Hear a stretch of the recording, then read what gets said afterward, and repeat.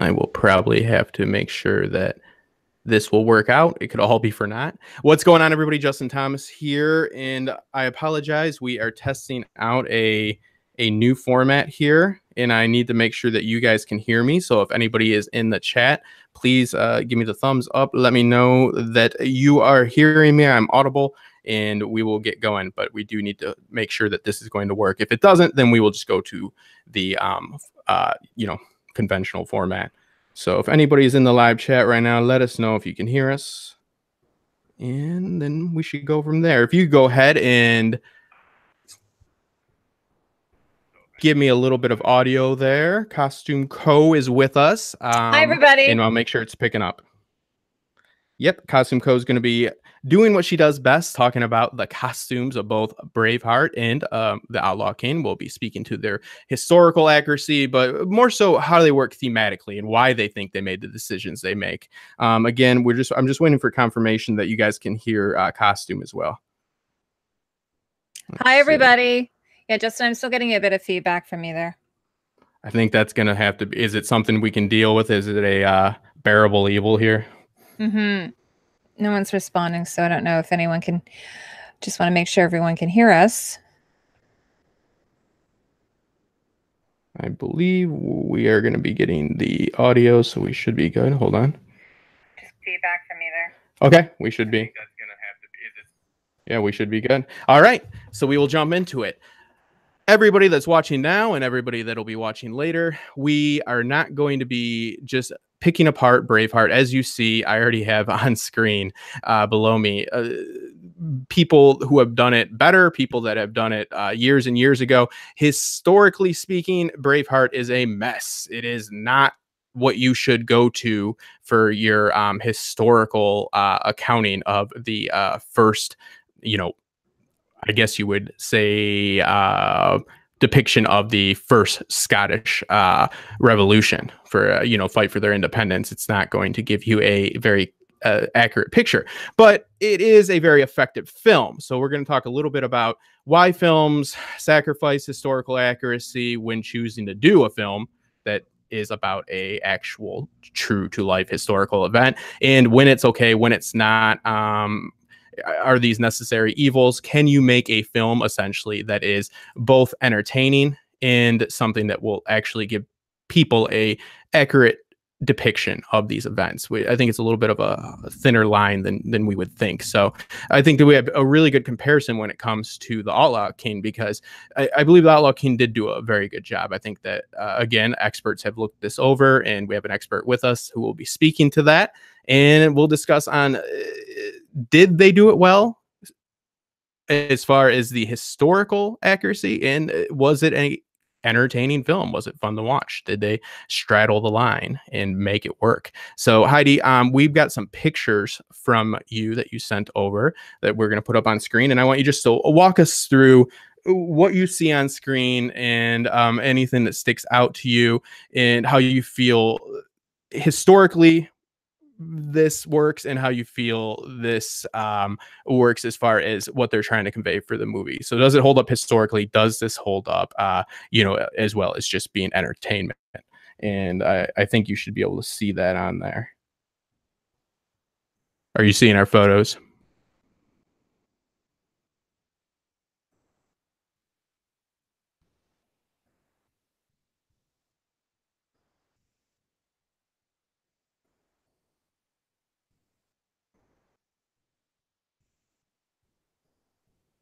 Hold on, Heidi. I think you're muted.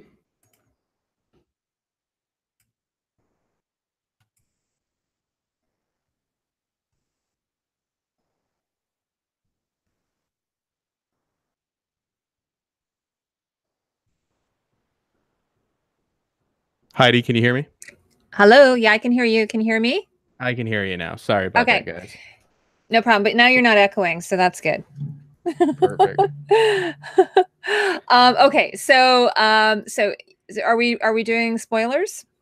Yeah, spoiler alert, we are going to be talking about the films in their entirety, so we will have spoilers, but I don't think that we're going to be diving into plot points too deeply. So if you haven't seen Outlaw King, I guess spoiler alert right now. But yeah.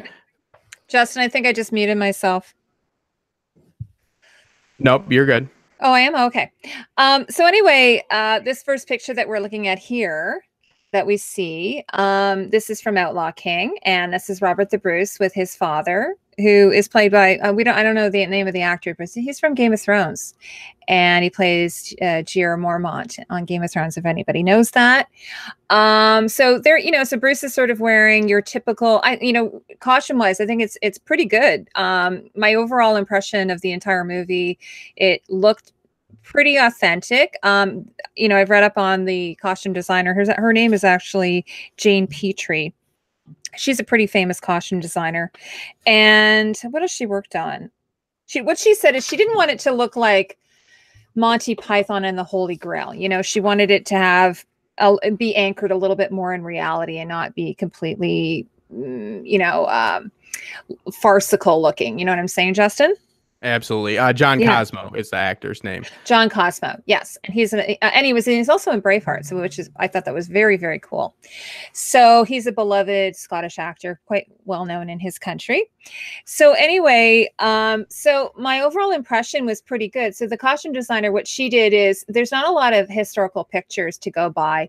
And we've talked about this before. So when I went to do my Outlander video, I had to speak to someone who is an expert in historical costume in Scotland. And a lot of the costumes, a lot of the clothing, of course, has been either, it's been destroyed or it's just decomposed or they just don't have examples of it. Very, very rare. It's very rare. So because this takes place in the 1200s, like late 1200s, like 13th century, you have to look at paintings, you have to look at other historical examples. And one of the things I had mentioned to you reading on historians saying that the Scots in many ways would have dressed a lot like the British. So their silhouettes would have been similar, the colors that they chose would have been similar. So what I look at when I look at something is I sort of tend to sort of stand back and look at it as an overall piece, design wise. So when you're designing something, you're not saying, okay, I'm just going to recreate everything that is historically accurate. That's not the purpose necessarily of a costume designer. The costume designer's job is to tell a story, to create, do character development, to indicate maybe the class of the individual. Where are they? What's the climate? Create a mood. So that's really what the majority of what the job of the costume designer is. And then having historical accuracy can play into it as well, but it isn't necessarily the end all and be all. But in my humble opinion, and I think I've expressed this to many of you before, that I'm not an historian, I'm a costumer. But from my humble opinion, it looked pretty good. Like the colors look like they probably would have come from vegetable dyes. Like here we see Robert. This is actually this would be his most noble outfit, right? It's on his wedding day.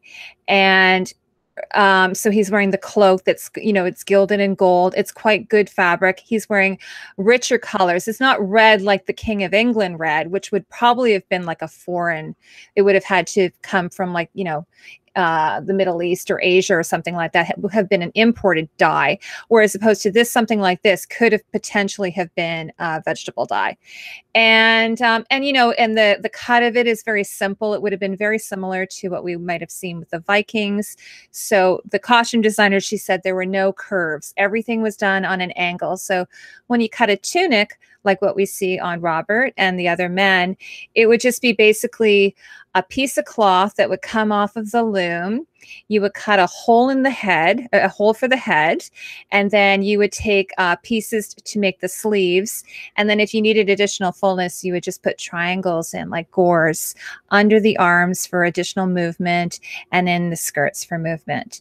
And so it's pretty simple. And then, they would have used linen, they would have used wool, they would have used fabrics that would be, easily accessible to them. Whereas in somewhere like England, in London, the king could have had silks, or he might have had silk velvet or brocades, but that may not be a large enough visual contrast between what they're trying to convey for Braveheart, let's say. When we're looking at Braveheart, we see a different tale. We see the kilts, and everybody points out how they weren't really, using kilts this time. They weren't wearing them. It's a few hundred years before they were popular, blah, blah, blah. But what's the reasoning for them using the kilts? Probably because they wanted to make it very clear that the Scottish and the English are very different because they're feuding, the good versus the bad, the ragtag group versus the, sophisticated evil army. All the odds are stacked against the good guys. What's a great way to show that? William Wallace, they change history there by not making him a minor noble. They make him just a peasant doing farm work and so forth, with one minor noble of an uncle, and he learns, how to fight from him, and they ignore his real history in order to tell the story of every man. This right here doesn't depict what we're seeing on screen, doesn't depict an everyman per se for Robert the Bruce. That's what I like about the Outlaw King, is they make it very clear that the English and the Scottish were very much aligned. He actually was, raised along with the Prince of Wales, and was very much so a part of English society for a large portion of his life. And that, for somebody that's trying to tell an epic tale based off of a poem that was commissioned almost 200 years after the events for various reasons, mostly propaganda, doesn't work as well, because you can't have one powerful elite noble fighting another powerful elite noble for, and establish the whole good versus evil as well. So like this picture, I love what you said about it. It looks very similar, besides these slight differences that you may notice. About the king.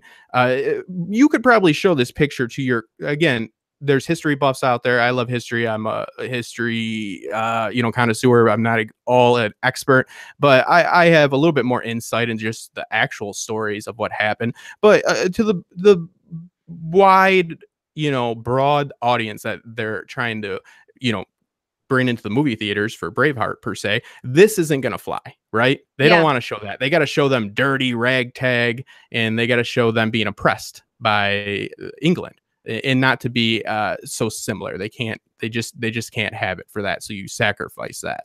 Oh, I just wanted to say, actually, Larissa's here, and I'm wearing, okay, so we were talking about kilts, right? So I just want everyone to know I'm wearing an actual plaid right now, which is, it's made from cloth. Mine is a tartan plaid. This is actually an Outlander inspired one. And then I also have my Celtic brooch, which I have here. And I love it because I was going to show all of you guys, because it looks like, here, I'm going to take it off and show you. Just so Larissa was talking about the difference between a tartan and a plaid. So a fabric can be a tartan fabric, but as she said, a plaid doesn't necessarily have to be tartan. It could be solid. It could be striped. Here, let me show you guys my, can you see it? So I just got this, and I love it so much because my good friend Jennifer Begley made this beautiful plaid that I'm wearing. It's a plaid shawl, and it was made in the same place that they made the Outlander kilt fabric. And then, so I just got this brooch the other day, and I love it so much because it looks like it's a little stag with a citrine, and it was perfect for me because I thought, well, it's kind of, it works with my plaid that I have. But it's sort of like Robert Baratheon. It's got the stag with this sort of the yellow of their sigil. So I don't know what you guys think of that. I love it so much. And it's silver, and it's actually vintage. You can get stuff that's vintage on Etsy. So this was originally from Scotland. So it's probably from about the 50s. So beautiful little brooch that I'm wearing for you folks today. And the name of the tartan that I'm wearing, it's called Whiskey and Tea. So it's actually an original tartan that Gordon created specifically for, well, actually, he didn't design this particular tartan. This is a reproduction, but all of the tartans on Outlander, he designed them. So Kirkbride is the one who made this tartan. So it's a wonderful, lovely piece that I enjoy. Sorry, I'm hijacking that, but just so you guys know what the difference is. But what we were talking about, so let's just lay this right on the table right now. There were no tartans worn in the 1300s. So there were no plaids, I should say, no great plaids worn in the 1300s. We could have seen tartan print, like tartan woven wool fabric back then. And there are some examples of it in The Outlaw King. Obviously, it's in Braveheart. So what Justin said, and I think this kind of makes sense, is someone at the very beginning of Braveheart decided, we are going to have kilts to differentiate the Scots from the Brits. Because Justin and I were talking just earlier, the problem is that in a battle situation where you have, like, you know, the two groups of individuals, it's really hard to distinguish the two of them, right, Justin, between each other when they're on the battlefield. So they all would have worn chainmail, they all would have worn surcoats, they all would have worn helms or helmets, and so it would be very difficult, except for the surcoats that might have differentiated them between each other, to be able to tell which ones are the Scots, which ones are the Brits. So this was a good way. Probably, I suspect that Mel Gibson, who was the director, said, I want the Scots in kilts. I don't care. Yeah. Kilts didn't come out until the 16th century, 1600s. Let me double check that. I think it's also to make 16th. sure that we understand that they are not the same as a culture, which of course they had. Obviously, they were different cultures, they had different ideals, and they were not completely in line with English, but again, they were very much attached to them. They actually invited Longshanks into that actual negotiation that makes the Outlaw King you know, what it is, that shows how it all got started. So, you know, they really want to show the diversity. They want to give us an us versus them scenario. So yeah, I love what you said too about the you know, making sure we can tell who's who in the battle. I think that's something that Outlaw King actually achieves well, actually, when putting helmets on. They do, which is something maybe you could speak about, because you don't see a lot of helmets in Game of Thrones because you don't cover up Kit Harington's beautiful face and hair, right? Yes, exactly. So one of the things, as on the previous photo, I did want to point out that this is usually really badly done in all movies, all TV shows that are historical, is that oftentimes the women won't have any type of hair covering. They always would have had some type of hair covering, and Outlaw King did try to do that. So the only thing is that Bruce's wife, when they get married, she's not wearing anything on her head. She would have been wearing something, but obviously someone decided, no, we don't want her hair covered. It's completely a artistic decision, I suspect, right? There, yeah. So she's not wearing any type of hair cover, not a veil, not a wimple, not a barbette, not a head, like a circlet, crispin, nothing. So, you know, she would have had some type of thing. Where, as in Justine in Braveheart, always is wearing some type of head covering, which was actually very historically accurate. So that was something I thought they did a really good job of. Yeah, and I think it comes down to what they're trying to achieve. Yes. But exactly, says Larissa. So here, okay, so let's go. Yeah, so there's Sophie Marceau. She's playing Queen Isabella. And so she's wearing a wimple. She's wearing caul. She's got a veil, and then she's wearing the crown on top of it, which is so funny. And she's wearing a surcoat, which is really like a man's outfit, but that was common. And she's wearing the if anybody's wondering about this, sometimes when you see a surcoat, which is that tunic that you wear over top of your chainmail, in this case, she's wearing it over what's called a coat. So the coat would be the dress that would be worn underneath. And then the surcoat that's worn on top, this particular one would normally be worn by a man. So she has both of her family's insignia, her coat of arms. So on the left, she has the fleur-de-lis, which is for France. And then on the right, she has the rampant lion. And, you know, in France, it would be the fleur-de-lis on a blue ground, because that's the color of France. And then the rampant lion on a red ground, which would be England. And of course, you know, in Game of Thrones, we have that. We have for the Lannisters, we have the red rampant lion on a red ground, which is very, very common. And then I don't think sometimes with party color, which means two colored, you'll see one side of the surcoat be one color with one design. The other side would be another color with another design. But occasionally it started to get really complicated. You might see it broken up into fourths. You might see it broken up into eighths. And then it would just, you know, get a little bit nutty. And you would wear that, you know, we were saying, what was the purpose of the surcoat. I had a really great guest on named Red Wolf not too long ago, and we were talking about it. The main reason they think that people wore surcoats was because when you wore armor or you wore mail, it would get very hot in the sun. So by having the surcoat over it, it would keep your metal cool. But also, that's why the Crusaders are always in white at the beginning, right? Exactly.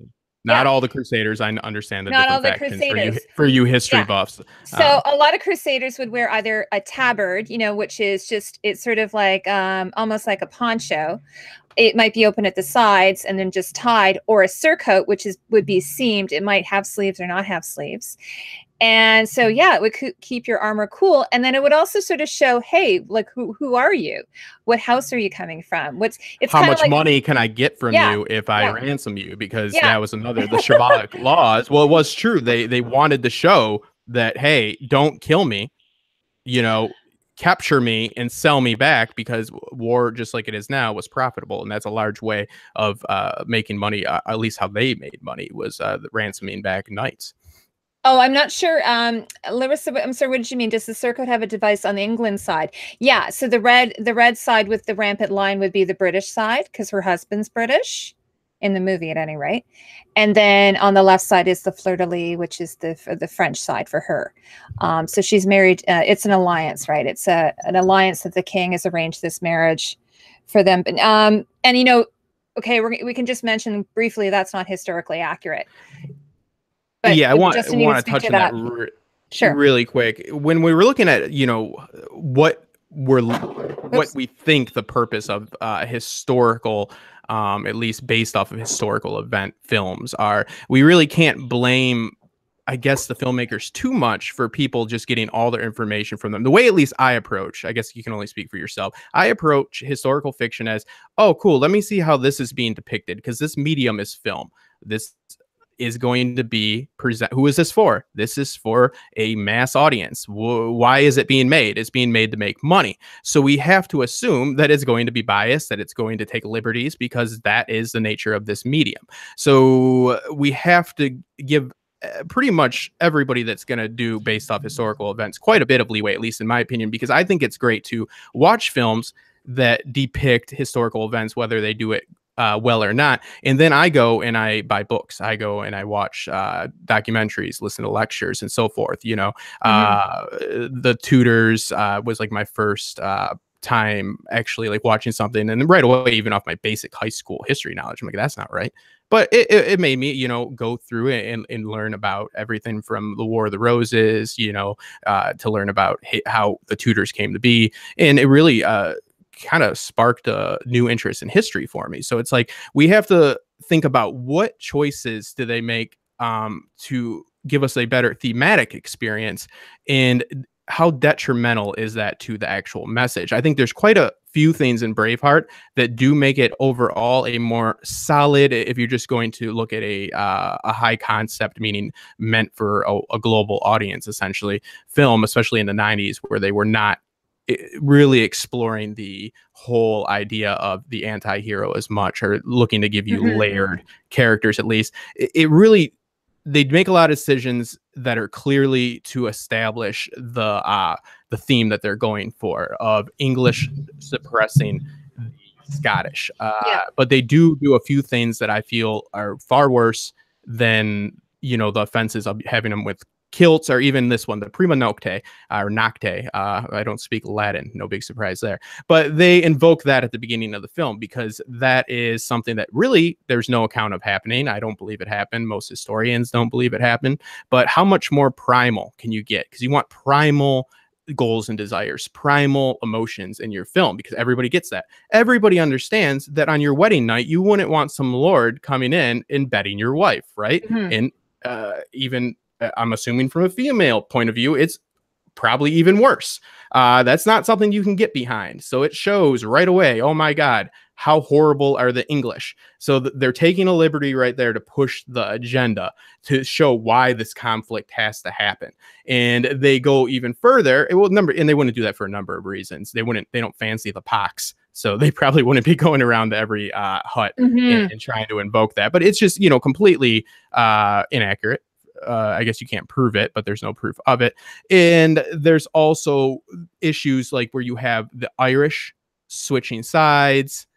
That clearly seems to be to push the narrative that happens later in history, with the Irish not getting on so well with the English. So it's like you're taking these liberties, and sometimes it works and it doesn't do a large amount of damage. It's like, okay, I get it. This costume doesn't, fit it doesn't check every historical box, but we can't really like put a helmet on our main character, our whatever. We need to make a few changes to convey what we want to convey. But when you do start to mess around with actual alliances between nations and just actual, executions of people that maybe didn't die, and to push an agenda that is something that's happening nowadays, to fit that narrative, I do have an issue with it. But again, I give them breaks because it's, hey, they're making a movie. You know what I mean? Yeah. I know. I agree. I was going to say, like, one of the things that I look for when I'm watching a movie, well, first of all, I don't want to be watching a movie and having to say, stop and go, oh my God, what are they doing here? That's ridiculous. You know what I mean? So for me, like, I was able to sort of immerse myself in Braveheart. Like, I just rewatched it, I told you, last night. And, I'd seen it years ago. And before actually I started studying costume, I'd watched it just without that same lens that I have now, let's say. So I kind of equate it to sort of like, imagine if you're, you love going out to eat, and then you go to culinary school and you just, you study everything about culinary food, and then you go out to eat and you're like, oh my gosh, I can't go out to eat anymore. It's because I just pick everything apart and it's just not enjoyable anymore. So it's sort of like that. And for me, I feel that I can usually watch a movie pretty easily unless something really pulls me out of the story.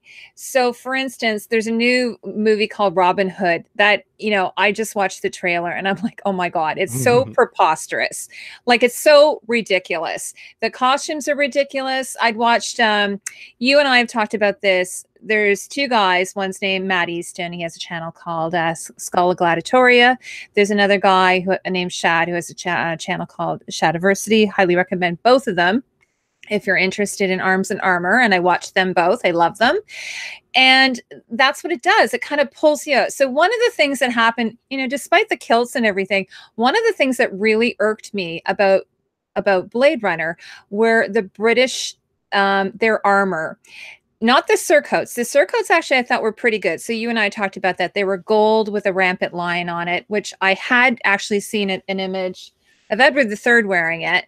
So it's possible it was a thing. But they wore this really bizarre plate armor, like sort of coat of plates with these plated pants. Like, they were like pants that had plates on them. And they weren't underneath leather or they weren't underneath cloth. They were just kind of exposed. But the thing that was an issue for me is that they weren't overlapping. So if you just stick your sword through it, it's just going to go right in between. You know what I mean? Like, you're like, okay, I'm just going to stab this guy, go right in between his armor, and it's going to kill the guy because, there's nothing holding it back. I mean, I've mentioned this about the armor on Game of Thrones. So Game of Thrones isn't, I've said this to people. Yes, it's a fantasy world, not a historical world. It never existed as we know it, but they have based a lot of the armor and a lot of the costumes on societies and cultures and different historical periods, including medieval England. And, physics is physics in their world. You might have dragons, you might have some magical aspects of it. But if you take a blade and you stick it through a leather gambeson, it's going to go through. And I showed that, I'm like, look, Jon Snow has been wearing a leather gambeson, which is a protective garment that men would have worn in the medieval time, most times either over their mail or under their mail. And they just stab him right through it. Like, how many cuts did he take to that gambeson there when they executed him? Yeah, it's a world breaker because we've Yeah, seen you establish your own rules within the story you're telling. Fictional, it exactly. doesn't matter what it is. You just have to adhere to the rules that you set. So yeah, it's what you'd refer to as a world breaker. And Yeah. with Braveheart and Outlaw King, it comes down to a lot of people, unfortunately, with Braveheart, and why I think that they maybe wanted to be a little bit more careful with how they framed the movie because they could have been more clear about what it was inspired by, which was essentially a propaganda, a Mhm. piece of propaganda, rather than the way they did, because unfortunately that is most people's only introduction into this historical event. And then when you go into Outlaw King, they Yeah. essentially, and people call it Braveheart too, because it is picking up where Braveheart left off, but it's Yeah, it's Braveheart's like it's story. kind of like a sequel. Yeah, but it is adhering to history a lot more. So Mhm. you do have you see some of the issues that you're working with when you're trying to adhere to historical timelines, and actual historical facts. Like Robert the Bruce was very much so a nobleman, very much so aligned with England, through his father who went on crusade with Edward Longshanks, and the family had a good connection. So that right away goes against okay, if the English are so evil, then why is our hero pretty much at most of his life has been very heavily aligned with them? That doesn't play as well. So you're dealing with the issues of how do we convey this man's actual goals and desires and justify them, while being actually accurate, because he did kind of sit back, right? He Mhm. does decide to finally, rebel once Wallace is gone and once he does have a questionable execution in a church. But essentially, he was weighing his options, and you do kind of see that in the film. So that's I don't not think that, it. and I don't think that happened in real life, though. I don't think he did that in real life. Did what? Robert the Bruce, I don't think he betrayed that guy in real life. Is that the one you're talking about? The guy he killed in the church. Yeah. I don't think that No, happened in real that, life. no, yeah, he died. He got excommunicated. It's just Yeah, was again, we were talking about they needed to propel the story forward. So they needed him to do something. in real life he killed a Yeah. man. Yeah, it was Yeah. the other leading noble, and Hmm. he was excommunicated. Hmm. It was a huge issue. So it's not known if he was provoked or not, or if it was just straight. It's not self Okay. defense or murder Hmm. is the question there. But what I'm speaking to is how do we give him this journey? Like in Braveheart, we see again not a nobleman. We see the establishing of the Scottish hierarchy as being evil as well, right? Because those lords are, they backstab William Wallace. They are corrupt, but William Wallace is your everyman. Robert the Yeah. Bruce is not your everyman. Hmm. So we see his trials and tribulations, and they don't play out in a 3-act structure as well, is Hmm. what I'm saying. So it's like you have to choose how you're going to convey this, but how much do you sacrifice in order to convey this? I feel like Braveheart does go the extra mile with, let's say, our darkest before the dawn Hmm. moment, the moment in every movie where things seem hopeless. It's right at the end of your second act if you're doing the 3-act structure, Yeah. right before they rise up and finally they've tried their first plan, it doesn't work. So now it seems hopeless, but the ray of light comes through. In Braveheart, this is the moment where he is betrayed by the Scottish nobles, right? Hmm. And he is left, and all these men are slaughtered. And he not only is betrayed, and it's the darkest hour of the moment, but he's such a hero that he gets revenge by visiting them at their homes and smashing them with morning stars. And then he rises up despite it all. And that's Well, beautiful. yeah, like Beautiful, the but thing about a protagonist is a protagonist doesn't necessarily have to be a good person, right? Like they no, can still have flaws. You have to root for them. You just, you so have to you empathize. Yeah. yeah, absolutely. So, like, one of my favorite characters is from Breaking Bad, William Walter White, and he's not really a good guy, right? When you think about it, he's kind of an asshole. But yeah, like you root for him in some way. You don't want him to get caught, and you're kind of like that with William Wallace, like. When he exacts revenge on the nobles, you're thinking, well, that really something a hero would do? Well, is he really a hero though? I don't think he Uh, considers himself a hero. Well, yeah, I know, I see what you're saying, but I just think that this movie definitely adheres to your classic, hero story far more than what we're used to now. Because yes, look at our protagonists now; they all are deeply flawed. The best protagonist is a layered protagonist that has flaws, because we have flaws. We can relate to them. We just have to have empathy for them, and not sympathy. Empathy. We have to understand where they're coming from. We understand why William Wallace is doing what he's doing. I'm saying that he gets his cake and gets to eat it too in all aspects of this film until the end. Yeah, but what is the darkest before the dawn moment in Outlaw King, which I think is the biggest pacing issue and the biggest critical, as far as the critical response has been the most voiced one, is this end of the second act. And it's the moment when, we do see his brother, which really happened, got drawn and quartered, and his wife got put into a cage, which is brutal. But what does he do? He doesn't get to do what William Wallace got to do in the fictional portrayal of William's story. Robert, they had stick to the history. He had to wait it out. He had to hide, bide his time. And at this time, I was talking to you this before we went on air, it's very important to know that this time a king did need to be on the battlefield winning battles. So this was not only something that's like, man, I really want to get my wife back and avenge the death of my people and my brother, but also I'm looking weak as a leader right now. But it's in the end game, it shows that he's able to see the end game, but it's not as effective. It's purely not as effective as what happens with Wallace and his story.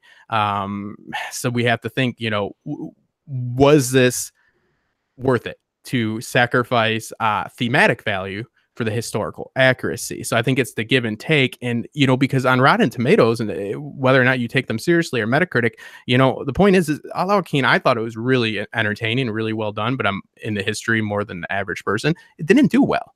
It didn't do well. Braveheart won Oscars, and it's complete nonsense, essentially. It's essentially complete nonsense. They will go to any length to convey William Wallace as the best man in the world. They don't want to bring up that he was a mercenary for the English, because they're like, oh, wait a minute, he's doing to other people what's happening to him now. That doesn't work. That doesn't work for us. You know what I mean?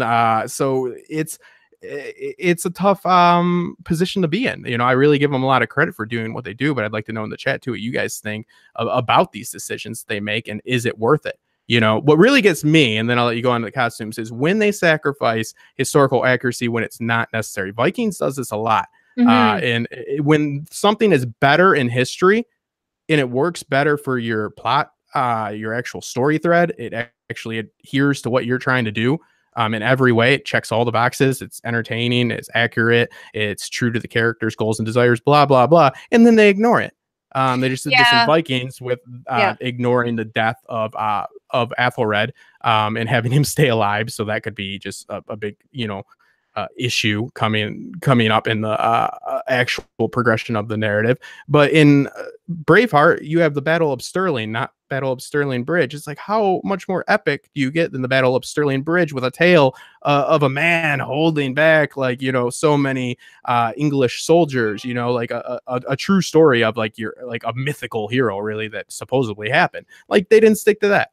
They ignore the Battle of Stirling Bridge, call it the Battle of Stirling, and change it. It's like, those are the things that get to me. It's like, you had the chance. I get it when you need to convey, the big picture. It's things are getting in your way. You're trying to just give people a big picture of what's happening, so you can't get stuck in the minutia and all that. But when they have it kind of handed to them on a platter, and then they ignore it, is what bothers me. Yeah, I don't know what the decision behind that was. There's all kinds of things that goes on, and while you're putting a film together, rewrites and so on. I'm not really sure. Like, I read the behind the scenes of how Star Wars came about, and it was it was a completely different story when it first started. Like, it was, they had a female Luke Skywalker. They didn't even have a male. It's interesting how these things happen. It's like an evolution when you're writing a story, and sometimes I think things can get cut that may not make something make sense. But one of the impressions I had of watching Braveheart that was really cool for me was they have two massive battles, like not just one. Like in Outlaw King, we have one really big battle, right? But they have two massive battles with horses and with thousands of extras. It's unbelievable. Like, it's sort of like, it was like, I'm like, wow, I'm watching like 2 Battles of the Bastards in one movie. That's pretty cool. So, but then at the same time, it's really great storytelling. There's really great storytelling going on here. I just wanted to point this out, actually, while you have this one picture on the left up here. We can go through some of the pictures if you guys want. Yeah, Braveheart was a much more romantic version of Scottish history, for sure. So, if anyone's just joining in, I think what Justin and I have sort of, and there's tons of historical inaccuracies in Braveheart, and it's been documented over the years. So the movie is actually, I think, almost 25 years old now. I think it was 95, I think 95. 93 or 95. So it's pretty old. So and like I said, I watched it last night. It must have been remastered. It was in very good condition, and it really stands the test of time. The one thing, besides the chainmail, the other thing that sort of was a little bit odd about it was the hair. That definitely dated it. It definitely was like, okay, this is like, for what's that other movie that Mel Gibson starred in where he had a mullet? I was like, yeah, he's got a mullet. I mean, people did not have mullets in medieval times. So as you can see there, and actually there's this, I've got this quote. So this is pretty funny. This is from a historian. Her name's Sharon L. Crosa. She's got like a PhD in Scottish history. She says, where is it here? But the hair. Oh, there is no reason at all to think that late 13th century Scottish men had mullet haircuts from the 1980s. There is no reason at all to think they braided their hair. There is no reason at all to think that they tied bits of fur or feathers in their hair. Further, there is no reason at all to think they hadn't ever encountered a comb. So this is interesting. But I just want to touch on that. Yeah. There's no historical precedence for that, right? But what are they trying to convey thematically? This is a ragtag group of people. What does a mullet tell you? What does weird fur pieces tell you? Okay, this is what I'm going to say. I'm going to say. What they did is they took the actors' own hair, the top of their hair, and they put in what's called a fall or a 3/4. I'm not a wig expert, just from my small amount of knowledge of wigs and falls. Heidi's hair is real and beautiful. My hair is real, by the way. Yes. Yeah. So that's what they did, and they did the same thing actually in Outlaw King. Chris, what's his name, has one as well. Pine. He's wearing a fall. So Chris Pine, thank you. So rather than like say on Game of Thrones, where some of the actors wear full wigs. And it's itchy and it's terrible. Like Jon Snow was lucky. The actor, Kit Harington, was very blessed with that beautiful hair. Didn't have to wear a wig. But Chris Wallace, you can see that's his hair at the top when you just had him there. He's wearing a helmet there. And he did grow a beard, I believe that's his beard. But they're like, well, his hair has to be a bit longer, so we'll just add a little bit more hair in. But it looks kind of weird. Like it kind of gave it, I don't know. So that's my thing. I'm not a hair person. But that kind of does pull it out. It's funny because if you ever watch, like there's a lot of historical movies. If you ever watch certain historical movies, the hair is always the dead giveaway. So I just wanted you to move a little bit further along. Oh, actually, that picture you have there on the right. So that's actually William Wallace and his wife. So that's what he's wearing a... Robert the Bruce. Robert the Bruce. Yes. Sorry, not William Wallace and his wife. So that's what they. Hey, why not though? Why not? This is a poem that inspired us that we read. So why not? Yeah. So he's wearing hose, which a lot of the men would have worn. Actually, I saw that they did have that in Braveheart, and he's wearing some people might call it a pourpoint, which is like a short kind of tunic or a coat, and then over top of that he's wearing. It looks like a coat of mail, or it could be even what's called a gambeson. And now here on the left, Chris Pine. So here he's wearing a helm or helmet. What is that underneath the padding? What is that called? I like how they put that in there. That doesn't seem to be. Is that material correct? I know that it's really big. I know a big issue with a lot of historical films is they just put the mail right on their head, which would have been incredibly uncomfortable and not as effective. So we were talking about that. So what would happen is they would wear a coif, which would be cloth, over top of their heads, and that would be like a barrier. And you know, it was funny because I think you and I were talking about this, about what's their names, the Fray boys in it's very Monty Python, right? In I laugh at that scene. There's a scene where I think it's the battle, what's like the Blackfish in Game of Thrones, and you've got the Frey brothers, and they're all wearing these like leather coifs, but they're not wearing the mail over top of it. They just have the coifs and it's hanging down. It looks almost like a bed hat type of thing. So that's what that is. You wear that over top of your hair, and then you wear an arming cap, which then would go over top of the mail. You put the mail on, and then you put an arming cap, which would be cloth, and then you would put the helmet on, and that would keep the helmet from shifting around. So there's lots of layers going on. And then he's wearing, see if I can find the name of this thing. He's got the chainmail attached to the actual helmet. So let me think what that's called. The collar is called a pixane.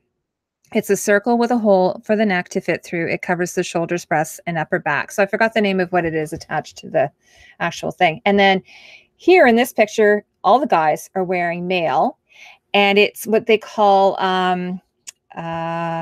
riveted chainmail. So sometimes what they would do is they would take rings and then they would, you know, link them together and just push. Isn't it like four hooked together at one time? Yeah, like it's like very intricate. It takes a long time. Yeah, so they would just push them together, and then, you know, like where the holes are, like, you know, you attach the rings, and then you would use, you know, pliers or whatever to squish them together. But riveted chainmail is different. It actually has a little rivet on it, and it makes it super strong. So when people see, a lot of times in the movies they just use what's called butted chainmail. It's really weak. Like you would be able to put an instrument, like any type of weapon, easily through that, whereas riveted chainmail would be much more difficult. And then under that, of course, you would wear what's called a gambeson, which would normally, it's sort of like a quilted, padded type of tunic that you wear under the mail, although I heard it could be called an akon worn under, and then a gambeson worn over top. So that's a gambeson there. Yeah, they don't look. That's what I love about this, because to touch on what you were saying, everybody first off is wearing is it proper vernacular to say chainmail, or isn't it just mail? No, it's where do you get in trouble? I know I could get in trouble here. I just say mail to be careful. It's just mail. It's spelled like M-A-I-L, although I have seen it M-A-I-L-L-E, but Canadian or, you know, English, American would be M-A-I-L, and it's just mail. I don't know where chainmail came from. So you would say like a mail coif or a mail shirt, or a shirt could be called a hauberk is the name of a shirt. I just love how they have mail on here. Our main protagonist, you know, has a helmet on. He's got a helmet. Yeah, you know, like it's not everything covered, but it's covered. And guess what? They all got shields in their hands because they're going to go slash axes, pikes, and spears and swords into each other. So you would want to have a shield. You know, it's just like you don't have to be a expert in medieval warfare to know that, hey, if somebody's attacking you, probably gonna want to put a shield in that hand. So I really enjoy that. I also like how in the final battle, the Outlaw King he has an axe. He's using an axe. So it's like. So you and I had talked about that. Now, obviously, Robert's a noble, so he would have, you know, he would have been armed. You know, they would have had money, but you know, and I noticed this as well in Braveheart. It's very cool how they do this. So if a lot of people, what I was going to talk to you about the cleanliness thing, by the way, about the combing, why this historian is saying that likely they would have combed their hair. They're basing it on a lot of grave finds that they would have had from like the Vikings. So they know. And I didn't even know this until I went to a Viking exhibit. So Vikings would have had combs, and they would have dyed their beards, and they had like ear spoons to clean their ears out with, and they had like they were very, very hygienic. Yeah, they were very hygienic, and they washed, and so they would have combed their hair. So this is why, you know, the Dark Ages. This is, I think, when a lot of that kind of fell to the side. When we hear about the Dark Ages and the plague and all that, that's when I think when we hear about the filth and the dirt and everything. But during this time period, people most likely, they wouldn't have had frayed hems. They would have had their hair neat and clean. They would have had trim beards. They would have washed. They would have, you know, they wouldn't have walked around. Like I laughed, I mean, it sort of made a little bit of sense to me about young William Wallace being filthy because there was no mother. So that kind of made sense a little bit to me. Like, you know, he's got a single father, a single parent, because I'm like, where's the mother? Well, she's dead or something, right? She probably died in childbirth. But for the most part, most people would have kept themselves relatively clean. Now, they didn't understand it the way that we do nowadays, but I think just like, you know, cleanliness is next to godliness. It's sort of in the Bible. So and most likely they would have kept clean, and they would have certainly have kept their homes clean and tidy as well. So I don't know where I was going with that, Justin. Sorry. No. Yeah, that people are filthy and they shouldn't be. No, I agree. Well, a lot of times you'll see people. It's always the people that you know, there's some issues. Kingdom of Heaven is a great example of this, where you have actually all of because that is pushing whatever your opinion may be, the movie is obviously pushing the message that Christians are ignorant, at least in that setting, you know, during the Crusades, which is, in my opinion, not accurate. You know, there's always two sides, and I'm not a heavily religious person, but anyways, all the Christians in that movie are just dirt, like filthy. They're just filthy, and they're like nasty people that just look dumb because, you know, you look to be a person of very low intellect if you got crap all over your face. You know, it's creating, like, the phrase are all, I just said it as a joke in the chat, that mullets convey classiness to me. And somebody said classless or classiness. I go, oh no, classiness. Beautiful. You know, they're nasty people on all. It's like, not only are they nasty in their you know, with their actions, they're nasty aesthetically. So it's a visual medium. So we're seeing this, you know, they're just trying to convey as heavily handed as possible in some cases. You know, this is the bad guy, this is the dumb guy, and so forth. You see them here to be fairly ragtag and down to bare bones. Oh, one of the things I love about this picture on the left here, doesn't this remind you of Dragonstone, the one on the left? Yeah, I like the long ship as well. The long ship. And just the way that they push the boat into shore, but it's so much reminded me of season 7 of Game of Thrones.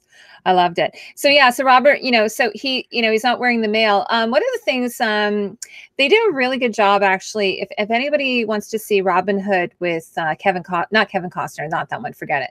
The one with Russell Crowe, it's excellent. There's a really great scene where it shows him trying to get out of his armor, and he can't get out, so Maid Marian has to help him, and because it was quite heavy. I actually have some statistics here of how heavy it would have been when the person was wearing everything that they're supposed to be wearing.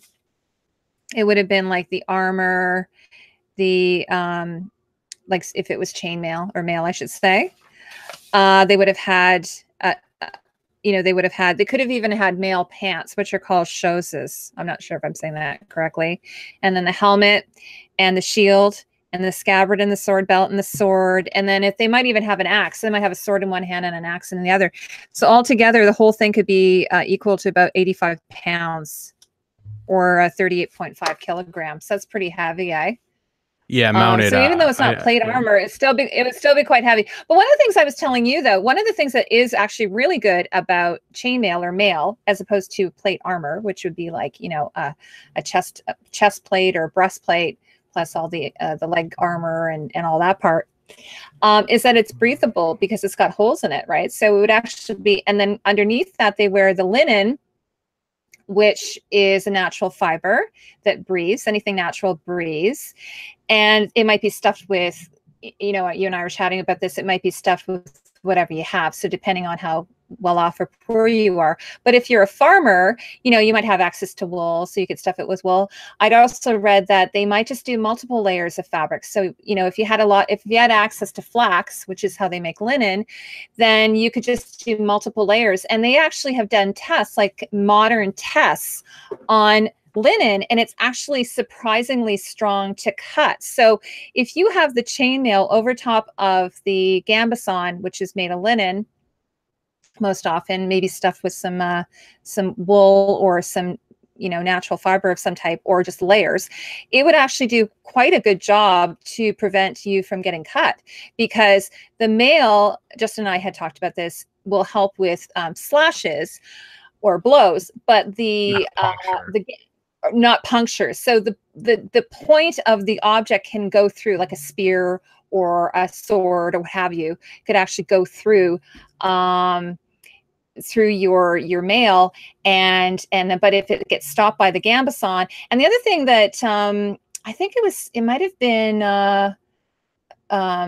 what's his name, Shadiversity, who mentioned this. I think either the older the linen was, or the more washed it was, the stronger it becomes. So over, uses, maybe the oils from your skin, I'm not really sure what causes that. Maybe just if it gets washed multiple times, because it would shrink more. I'm not sure. Something about it made it super strong. It just seems that, yeah, you'd want to, in this age before plate, you'd want to have as many layers as possible that made it so you could, first off, not sweat to death, or you'd have enough so you wouldn't freeze to death.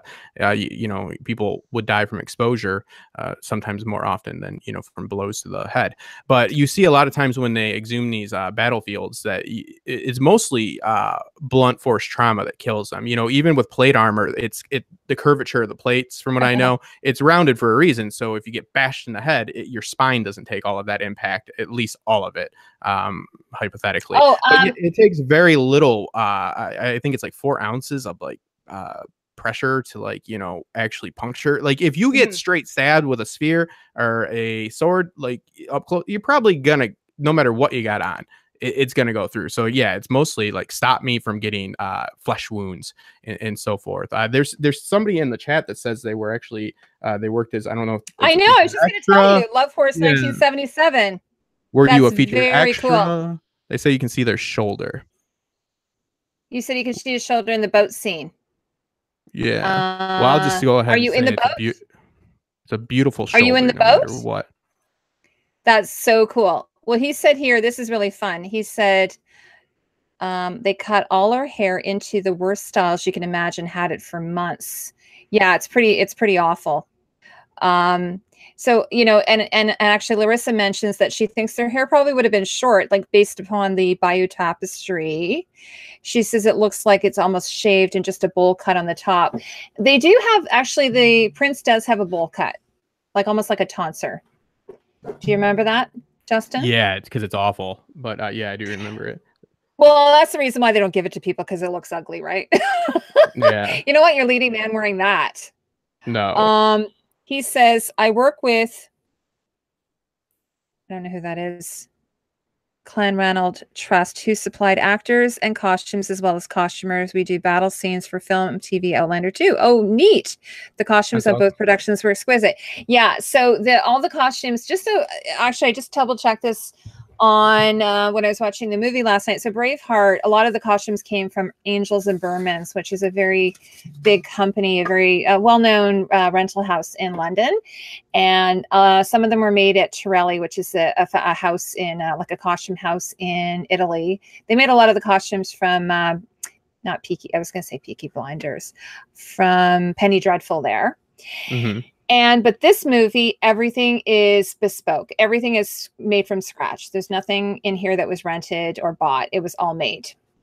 A lot of the armor was made in India, apparently. They're, Indians actually, a lot of people don't know this, but Indians, some of the most famous armor was made in India. Yeah, so take that, you people that are naysayers about Indian armor makers, all you haters. Exactly. There you go. Big issue. It's a huge issue these days. No, it's really interesting. Like even in Game of Thrones, some of the stuff there, a lot of the costumes, a lot of the armor is influenced by India and or just Southeast Asia in general. So, absolutely. I just love. Well, I mean, it's exciting to have some insight into what it was like on set, and I'm glad to hear that they treated you guys very cool. well, and it's awesome to get some insider insight into this. But I think that it's just I think a lot of people have complaints about this film as far as what's that? Where the beautiful vistas that Braveheart showcase, and people feel that Outlaw can. I actually think that yes, I mean that Hell or High Water looks in tone a lot like this, and it's for the reason it's directed by the same person. But I think that it's still beautiful. I thought Hell or High Water was beautiful in its own way as well. Yes, it's bleak. But I mean, there's beautiful cinematography in this film as well, especially with that. What is that? An 8-minute opening shot with no cuts. Oh, it's amazing. Oh yeah. So I mean, now I feel that. Now I just want to talk about this outfit. So okay, I've seen on a couple of blogs this one here. This outfit, there was, you know, it's supposed to be a gambeson of some kind. I don't really know what it is. It looks like it's supposed to be maybe leather. There were a few bloggers who kind of thought this was a bit of an odd thing, but it's possible that it's supposed to be leather. It doesn't look leather. I mean, I'm not an expert, but what I like about it is it doesn't look good, and they put it in the film. Like it's poofy, but it makes sense. Like that looks like a big cushion you'd be wearing, and that's something I'd be throwing on so much if I was about to go into battle. So it's just, you know, I think that's why you see plate armor, you know, put in the movies far before it's historically accurate to have it in there, because plate armor like looks beautiful and it embodies like money, you know, the whole high society, and you're like, ooh, that's a knight right there. That's somebody. Yeah. Now, one other thing here is it looks like he's wearing what are called trews, which are a type of Scottish pant. And that's what it looks like. Now, they could just be leggings, which they actually would have been attached with points on the underneath, like with laces. So I'm not quite sure what that is. But no, it does. Like one of the things that this movie does, and Braveheart, they both do a great job on his breakdown, and which is one of my favorite aspects of costume design, costuming. So, and Game of Thrones, I've talked about it like tons about what a good job they do. They have an entire team. So what a lot of times will happen is after the costumes go through the, you know, the building process, they'll go to another group of individuals who will do breakdown. They'll add sweat stains, they'll add like grime, they'll dirty up the hems, they'll go into the creases, because you know, these people might have like one good set of clothes, and they might just be living in those clothes like throughout all the time until they go to have a bath or something. And then, I mean, even if someone wasn't in a situation where they were like living, you know, away from homes all the time, they would really only wash their shift or the tunic that they would wear. Oh, by the way, and I want to mention, there's a really great scene, and I'm sure if any of you are big Chris Pine fans, you would have watched it, where he's full frontal nude. People are going to want to go watch the movie now. Justin, are you there?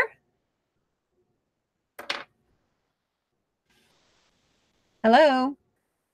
Can you hear me? Yeah, I can hear you. Can everyone still hear me? We should be. Okay. I thought I'd crashed. Okay, am I still with everybody? So anyway, so there's this, I think we just came back. Yep. Okay. So what happens is Chris Pine has this scene where he takes a bath in the creek, which, you know, I thought was pretty good. And they show him stripped down. So if anybody hasn't seen the movie, there's some full frontal on Chris Pine. You might want to go see it.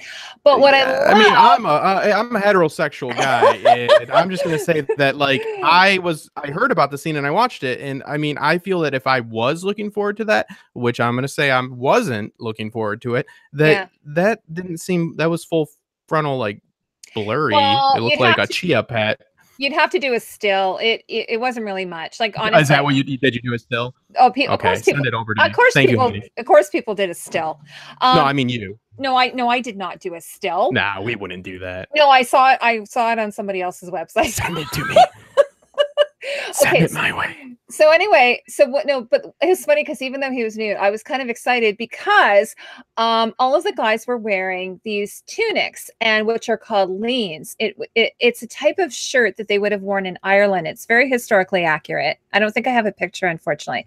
So a lean is it's sort of like an oversized shirt. It's quite long, like it might be like just above your knees, and it would be the type of thing that you would sleep in. Like, you know, you take all your clothes off and you would sleep in it like a shift. Women would wear them as well. Theirs would usually be long. There's a famous scene, obviously, in Outlander where Claire, they find her, you know, she's crossed through the stones, and they think she's in her underwear. They think she's wearing a shift, but actually it's a dress. So that's what women and men would have worn underneath their clothing. So the idea then is that if you never washed the garment on the outside, you would that would get laundered, and you might have multiples of that. So it would always be made of linen. And it would, you know, it's the same type of thing as the more you wear it, the softer and softer it would get. And it would be really, really nice to have against your skin, as opposed to maybe you wouldn't want to have wool against your skin. Like I was saying, I'm wearing my Outlander tartan plaid right now, and you wouldn't want to have this against your bare skin because it's a little bit scratchy. Well, I'm such a pious man. I wear horsehair shirts to remind me of my low status.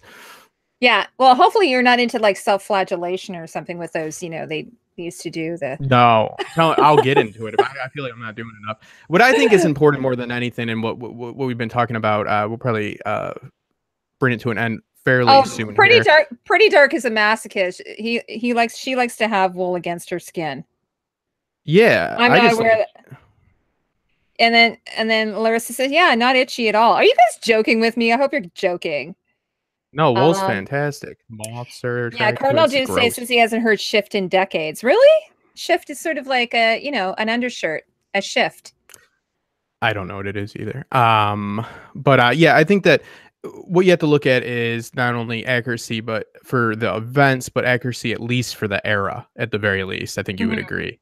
You know, like let's at least depict. Okay, Braveheart's just a total clash of nonsense as far as like characters who aren't supposed to be there, ages of characters, actions of everything. You know, it's all a mess. But is it accurate to the actual era, that period? And they still do fail in quite a few ways there.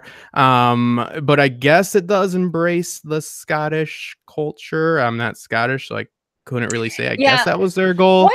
One of the things that I wanted to say that I thought was a little bit odd. Okay, first of all, Charles Note is the costume designer. He was nominated for best costume for Braveheart. We haven't gotten into really award season. I don't know that. I don't know if Outlaw King has been recognized, acknowledged or not. Maybe it will be for costumes at least. So what I was going to say, so Charles Note was actually the costume designer. And what's funny about him, he did Blade Runner, which is, you know, probably my favorite movie of all time, and did an amazing job on that. But the funny thing is that he's actually done costume design for Monty Python as well. Like he did Life of Brian and Jabberwocky. So I'm trying to figure out how the whole thing all came about. And now I've completely lost where I'm going with this. Somebody asked me if I slept on a bed of nails in the chat. Yeah, I can't feel emotion unless I'm in deep pain. So, you know, I don't feel alive. You know, it's nothing serious. I just have, you know, a lot of fetishes. You know, actually Pretty Dark, I do have a wool blanket that I love, but I think because it's really old, like it's so soft now, I love it. But I got this plaid that I'm wearing. It's from what is it? Two Stray Cats. It's Jennifer Begley. I got it from her from my Outlander group, and because it's fairly new and I haven't worn it much, it's still fairly scratchy, so I don't like it against my skin.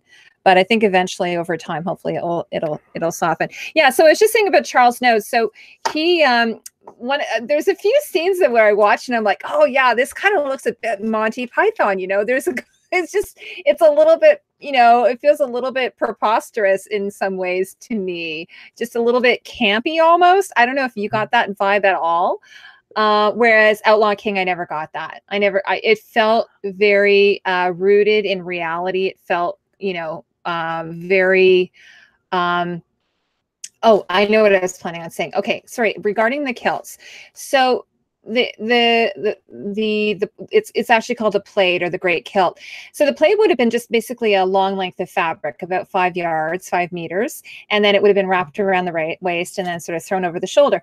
But one of the things that they did, and I don't know why they did this, is they kind of made it into a skirt, and then they attached like a little sash, and the sash they actually cut. So normally what happens is when you make when you make a plaid, you just kind of take it off the loom, or you know, and the width of whatever the width of the loom would be, like it would be like 55 inches wide or 50 inches. I think she said here that see if I can find it here. She said that they went with the width of whatever the loom was at the time. So I think it was like 55 inches or so. So they would have just used the width of that. And so, but they show all these guys wearing these like frayed like sashes. And I'm like, why would the sashes be frayed? They would just come off the loom. You're not going to cut into fabric that's cut off the loom. So that was something I did think was a little bit weird for the world. This woman, this is actually really, really funny. She says this historian, she says, so in the 13th century, no Scots, whether Gaels or not, wore belted plaids. Further, when the Scottish Gaels did start wearing their belts outside their plaids, they did not wear them in the rather bizarre style depicted in the film. In other words, not only did the film get the clothing wrong, but they got the wrong clothing itself wrong. So she says, this is like a film about colonial America, showing the colonial men wearing 20th century business suits, but with the jackets worn back to front instead of the right way around. So I'm not sure. Yeah. So I'm not sure why, instead of just doing a great kilt or a belted plaid, they decided to do this rather bizarre thing. So they were inaccurately and they were also not authentic in their inaccuracy. So yeah, they just failed on all epic fail on all fronts. Yeah, but when you know, so one of the things that I was saying to you about the costume designer for Outlaw King, she said, what did she say it here? She says, how do you design a medieval world without accidentally replicating a look like Monty Python and the Holy Grail? Where do you go when you need chainmail? And she said, fortunately, I got a chance to speak. Oh, sorry. Never mind. I've got the wrong part here. I'll come back to it. You keep talking. Justin, you keep talking.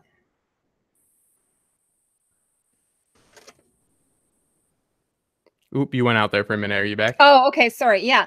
So, sorry. So I was trying to find the passage. So this is what Jane Petrie says regarding how not wanting it to look like Monty Python. So she says, part of the problem is the fact that other costume designers who have designed for this period have very good costume designers. You've got Michelle Clapton doing incredible work on Game of Thrones. So, fantasy is done really.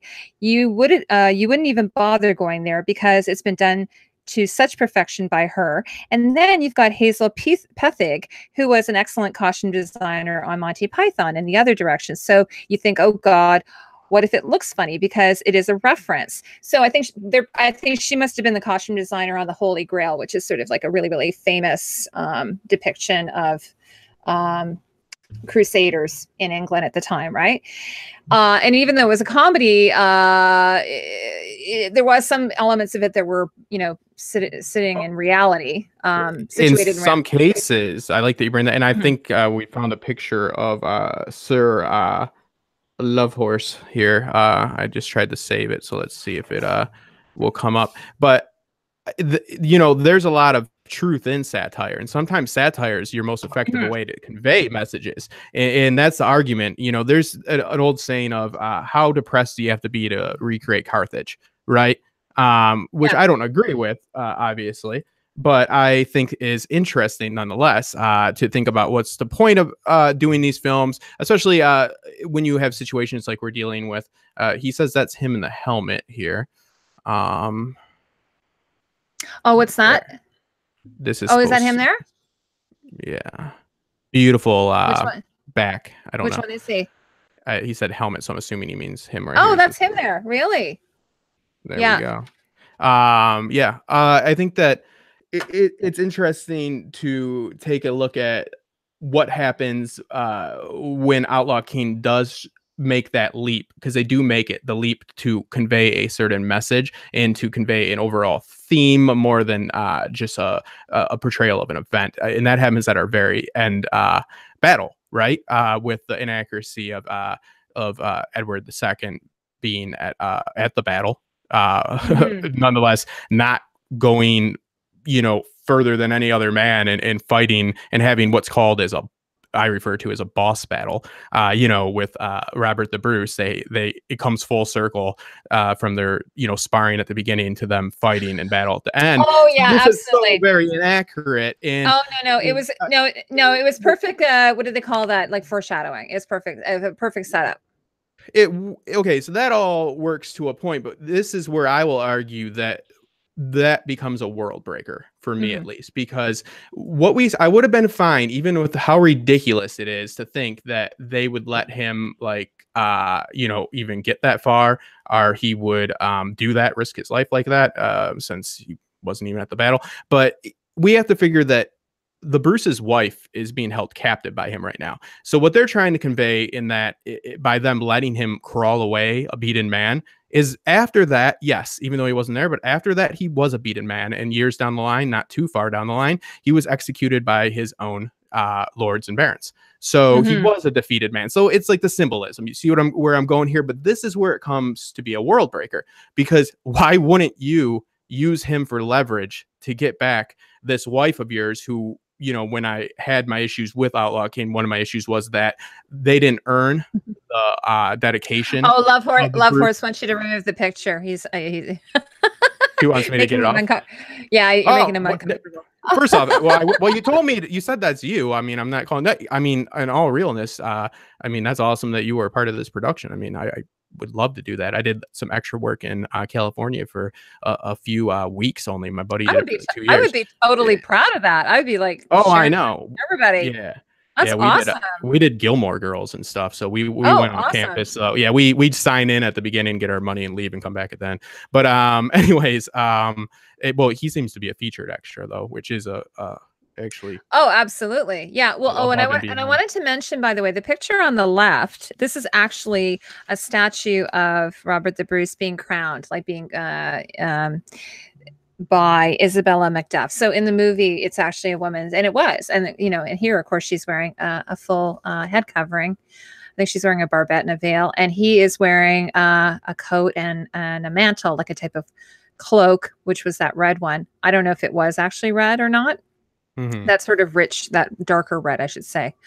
But, you know, one of the things I noticed, the first impressions I got when I first saw it is that I was like, it looked very Saxon, very, you know, Viking, like a Viking kind of world, the way that the clothes are cut and the types of dyes that they use. I think it is very, very similar. And I was, you and I talked about this. I was saying how much they would have been influenced.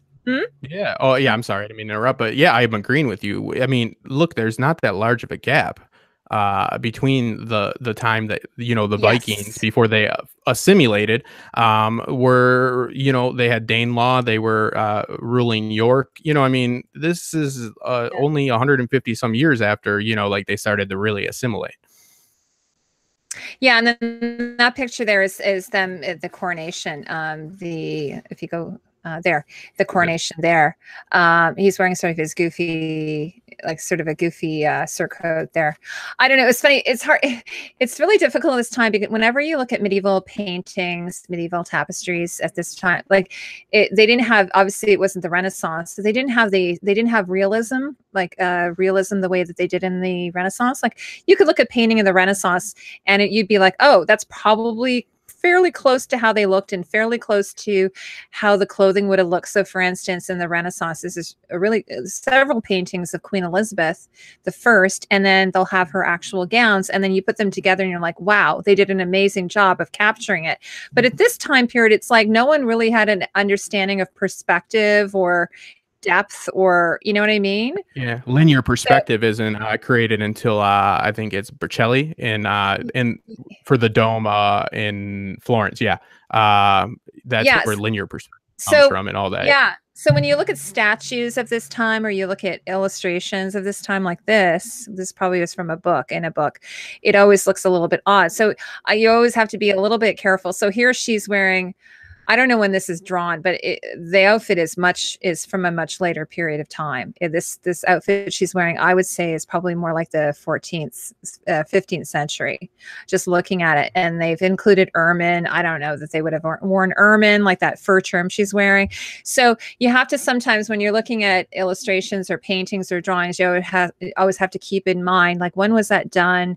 Who was the artist? Yeah. You know, how, because sometimes obviously the king or queen would be depicted much more flatter, like much Holbein more flattering. Younger did all of King Henry's, and he loved, I think he might have done some of Elizabeth's as well, but yeah, I love that, you know, when you're looking at anything, whether it's art or source accounts, it's who wrote this, when did they write this, why they wrote it, who they wrote it for, because it's usually a commissioned piece, you know, so it's essentially propaganda, and always it's all about perspective. You could write a very compelling story about Longshanks. In his story, he has a lot of adversity that he faces. His father was so weak of a king. He inherited a hugely depleted kingdom, from just only like maybe like 100 years before, was just vastly larger and well off. His father just drops the ball. He deals with a lot of loss in his own life, with it personal. Yeah, actually, well, Pretty Dark is saying that the illustrations look like they were inspired by Lewis Carroll playing cards. Yeah, like, so for instance, those crowns are not, it's very British. It's very like again, Renaissance, the staffs. And his sword, I think, even is quite a bit later. But her gown, for sure, it looks kind of like a houppelande, which is sort of like later medieval. We're dealing with early medieval, very early medieval. So they wouldn't even have had that style. Like, she's wearing like a petticoat underneath, like a surcoat kind of thing. Yeah, they wouldn't have had that. They wouldn't have had that. I think she has. Is that an iPhone?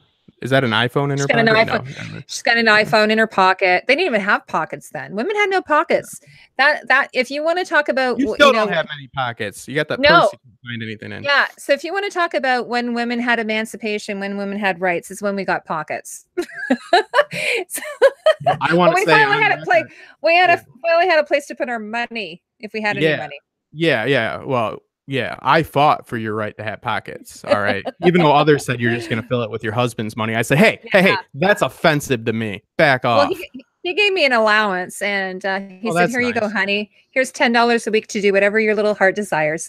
So I should be able to have a place to put that.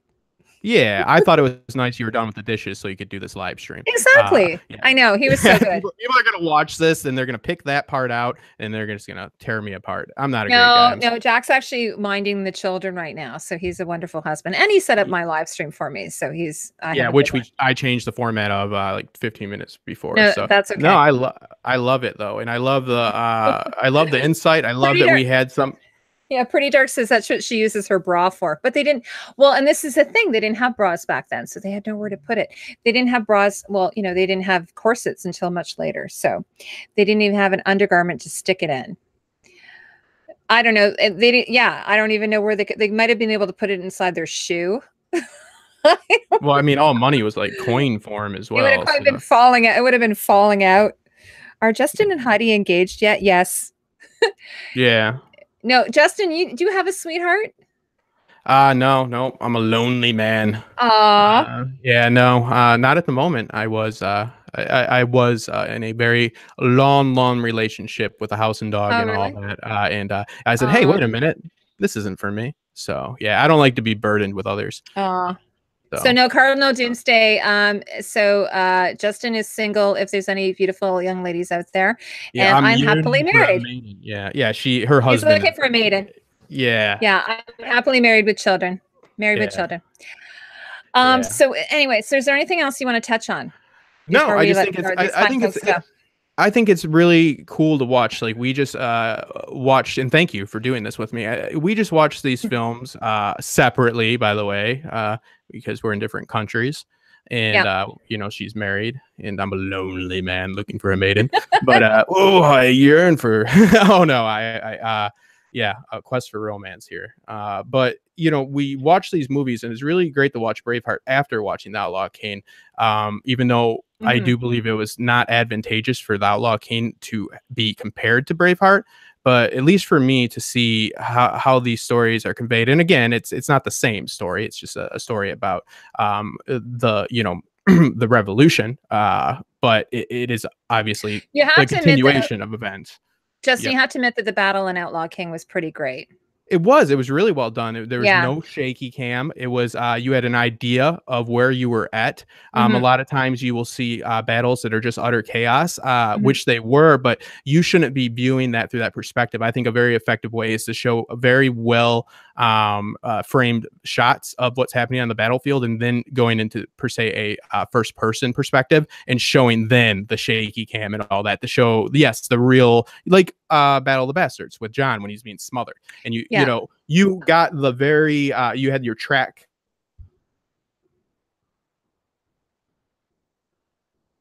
I think I've lost you, Justin.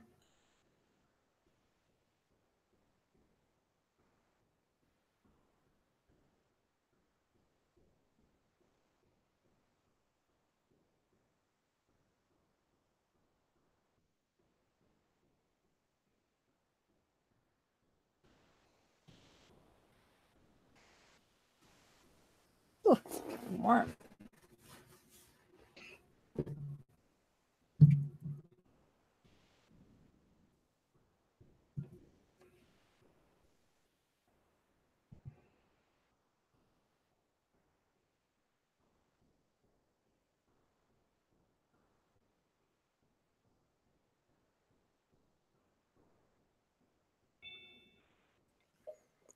I hope we did not lose the broadcast there. Oh, we went offline. Are you there? I think that the broadcast came back on. Hold on. And then we will end it. Cardinal Doomsday saying, come back. We're back. Let's see. Let's make sure that sorry. You Canadians. Oh, Pretty Dark says, nope, we got you. See. Nope. Yep. Are we back? Yeah, there we go. Oh, there we are. Hi, everybody. Okay, there we go. There we go. Hi. Yeah, we've been here the whole time. So yeah, I think it's really interesting to see these movies side by side, because I think it's a pretty good example of one movie that took the approach of using more of the mythology and more, again, unfortunately, a piece of propaganda, to convey the emotion that they were inspired by. I think that's beautiful. I mean, I think it's beautiful.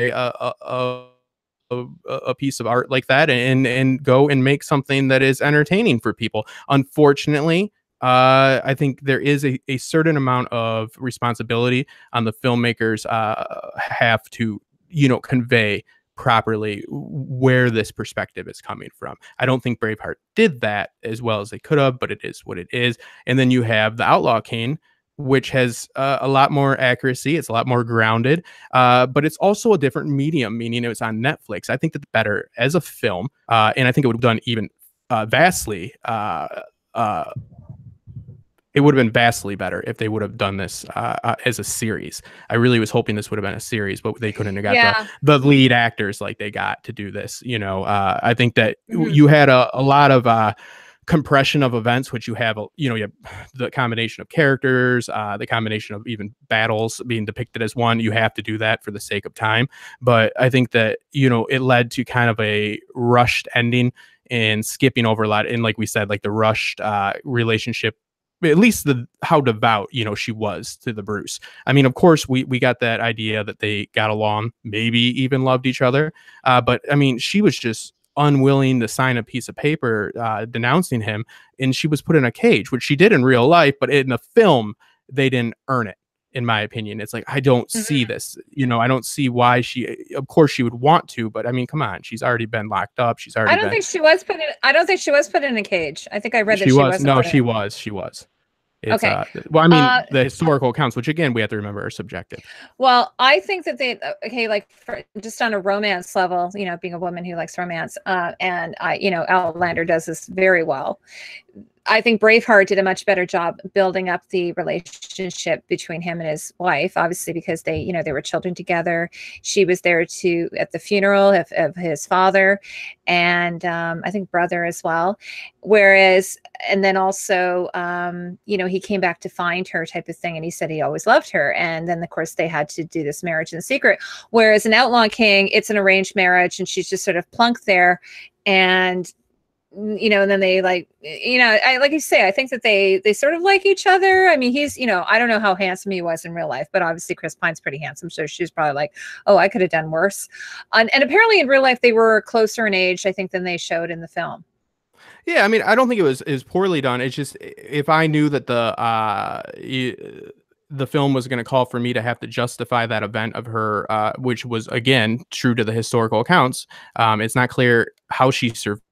Some say they brought her in. They only displayed her during the day, because they did do that to people all the time, unfortunately. I'm going to say on the record here, I know it's probably controversial. I don't agree with putting people in cages outside of my castles. I think that it's I'd have no problem doing it to Cersei. I think I probably would be okay with doing it to her. Like I said, a lot of people are going to disagree with me here. You guys can tell us in the chat whether you think it would be okay if we, at the Red Keep, if we were just to hang Cersei in a cage over the ocean. Yeah, I also don't. We'll just do it. Yeah. We'll just do it during the day, though. We won't do it at night because that might be cruel and unusual punishment. Yeah, well, people can't see them. And the whole point is to show that you've caged them, that you've got them, and demean them. But yeah, I mean, the weather there gets pretty cold. I think you would die from exposure. But anyways, she at least at one point was put in a cage. They were gonna. So that's a good example of sticking to the historical account and failing thematically. Even though it's still a very compelling story, but it's like, I know there's a cut there. I mean, there's a few cuts of this, but there's a cut that after they premiered it to a select audience that they actually went back to the editing room. So it's interesting. Yeah, well, they showed it at TIFF. My husband was worked at TIFF, and they showed it there, and so people got to see it on the big screen. So was it at the film festival, and then they decided to do the cut, or what did they do a test screening and then decide to cut it? It might have been the test screening, but I could be wrong. It would be odd for them to cut after a actual film festival. You think they would have tested it before with the people involved in this. But I mean, I really enjoyed it. I don't agree, and this is something I've talked about on the daily DVR, Top Shelf, whatever we call it, our video cast that I do once a week with W. Axel Foley from podcast Winterfell, is, we always, when we're doing our research for that week's show, he sends me Metacritic and Rotten Tomatoes, and I am always so unsure of how much I should take those into consideration, and also how much does the general public take them into, like how high do they hold them in the regard of, like, am I not going to see something because it got a horrible score or not? I think that you really can't create a system that works any more efficiently, because it is just compiling all of the critics' reviews that are out there, and just simply giving you a statistic. But it's the issue of who is a film critic these days. YouTubers are film critics. You don't go to school to be a film critic. It helps that people go to school and study film and understand narrative that do it. But there's also people that that just have a good way of conveying how they feel about certain pieces of work, and doing it in a way that is well received and helpful for people. I always mix it. I mix it with, like, the elitists that are going to talk about cinematography and talk about story beats, and then I'll watch, like, Jeremy Johns, who's just like, that movie was awesome. You know what I mean? But it's like there's a good mix. Like, I pick about 5, and I see if, like, they all link across, then I like it. But a tomato score for me isn't the end all. So I mean, it did not deserve a 53.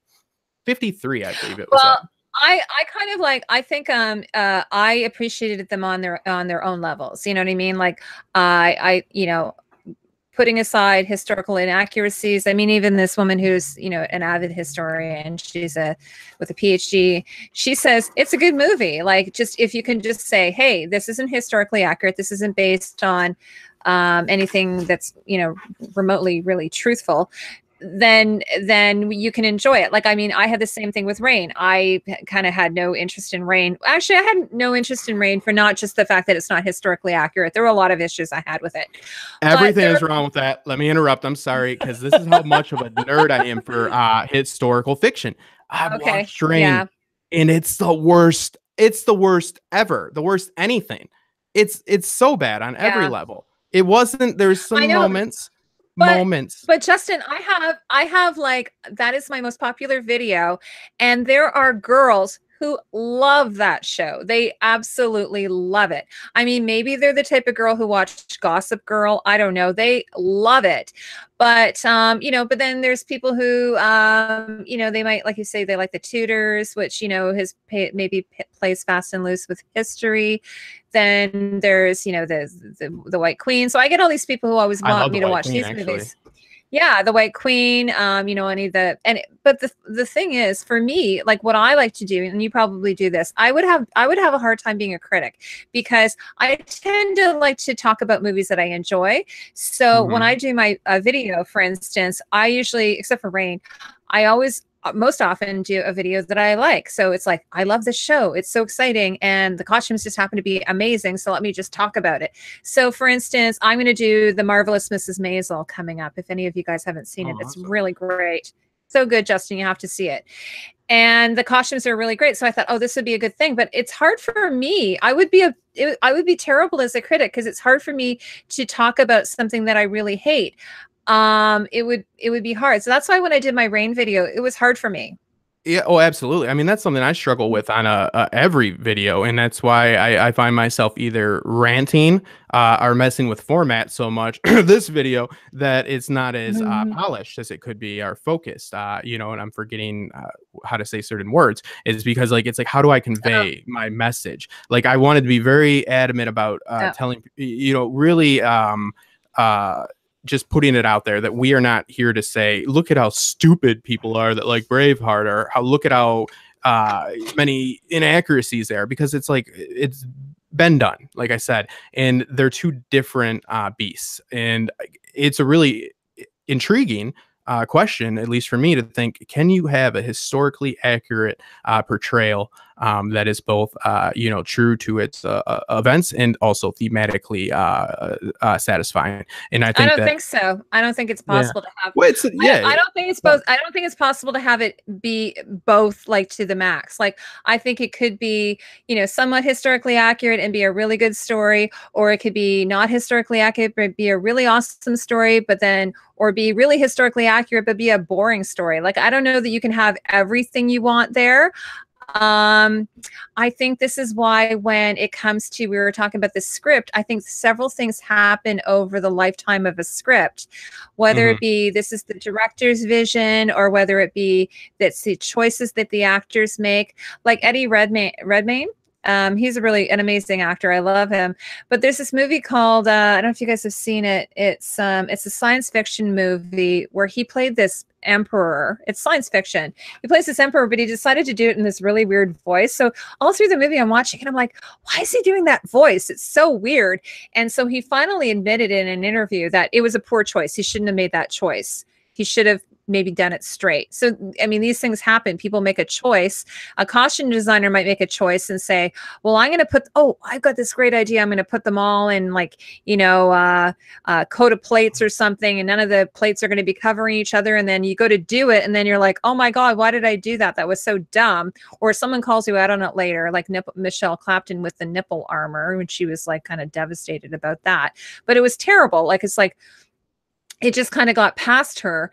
But a lot of these people work in teams, so something might happen and you may not be necessarily there when it's all happening, because you've got all these shoots happening all over the place. So I don't know. I tried to give a little bit of leeway when it comes to these people who make feature films, because you know, it's a huge endeavor to undertake. And something like Braveheart, which is really epic, right? And I think this is the difference between that and Outlaw King, is that Braveheart is epic. It's epic storytelling. It's massive in scale. It's up there with like Lawrence of Arabia, or I'm trying to think of some other, like, you know, I don't know, the 10 Commandments, or those types of films, those epic films that we remember growing up. Right. Whereas I think Outlaw King is a little bit of a smaller story, a little bit of a quieter story, but I still really enjoyed it at the same time. I don't know about you, Justin. Yeah, absolutely. They're two different beasts. Braveheart is your embodiment of a 90s epic tale. You know, it is your hero is modest. He is kind. His desires are, as always, with all effective leading men, you know, or leading women. Again, I'm all for it. Are primal. He does it for love. He does. There's this invoking of that idea of they didn't have freedom, which again is an inaccuracy. It's like something we'd never know in our own lifetime. Freedom. It's like you knew it like 2 years ago.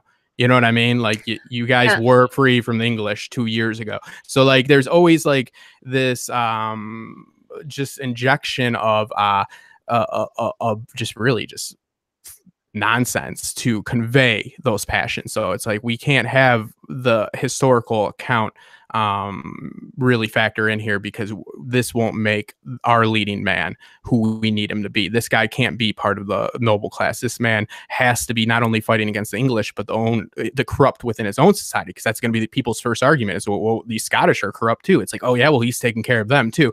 So it's all on all fronts. It's large in scale as well, like you said. It's it's a very it's your high concept blockbuster all the way through. This is a more grounded story. This is a story that deals with the politicking.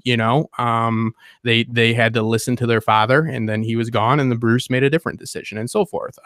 He wasn't driven by desires that were as pure as William Wallace's, but who is? Nothing in life is that straight up. And we also have to take into account that movies as well as a medium do not suit documentaries. That's why documentaries are what they are. No. Yeah. And this is sometimes where I clash maybe a little bit with historians. I mean, I know Terry Dresbach, who does the costumes for Outlander, she's had some, she's had a bit of clashing with some of the historians, and I don't expect everything to be. What I don't understand that she does though is I think that if you're a costume designer and you are as truthful to the design as you can be, you are honest, you are serving the characters, you are serving the story.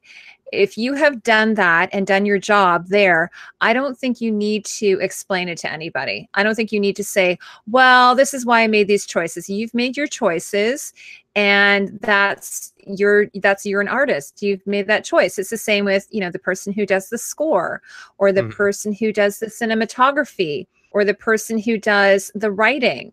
That person has made that choice. Now, it might, obviously there's going to be a team of people who are assisting and producing, and it's not necessarily up to your point at this. I think, like, for instance, Michelle Clapton, I think at this point, because she's won so many Emmys for Game of Thrones, she probably is pretty much able to do what she wants. More clout. She has more clout now. Dave and Dan trust her. The team trusts her, and she has a team of people that she trusts. Like, she's talked about them. She's got, I think, 2 or 3 assistant designers who go off, because there's so many locations, right, that they do. So you get to that point when you're doing a long time series like she's doing. So on a movie, it's much shorter, but I think you're like, you've made your decisions. Just say, like, I wish Terry would just be like, fuck you, I've made this decision. Yeah. This is what I'm going with. If you don't like it, oh well, sorry. But she gets all like waffly about it online. Sorry, I'm not trying to trash Terry Dresbach or anything. Oh, I don't know who she is, but I don't like her now. No, I'm joking. There's an old saying. It's like, you put the right label on everything you do, you'll never have to remember anything in your life.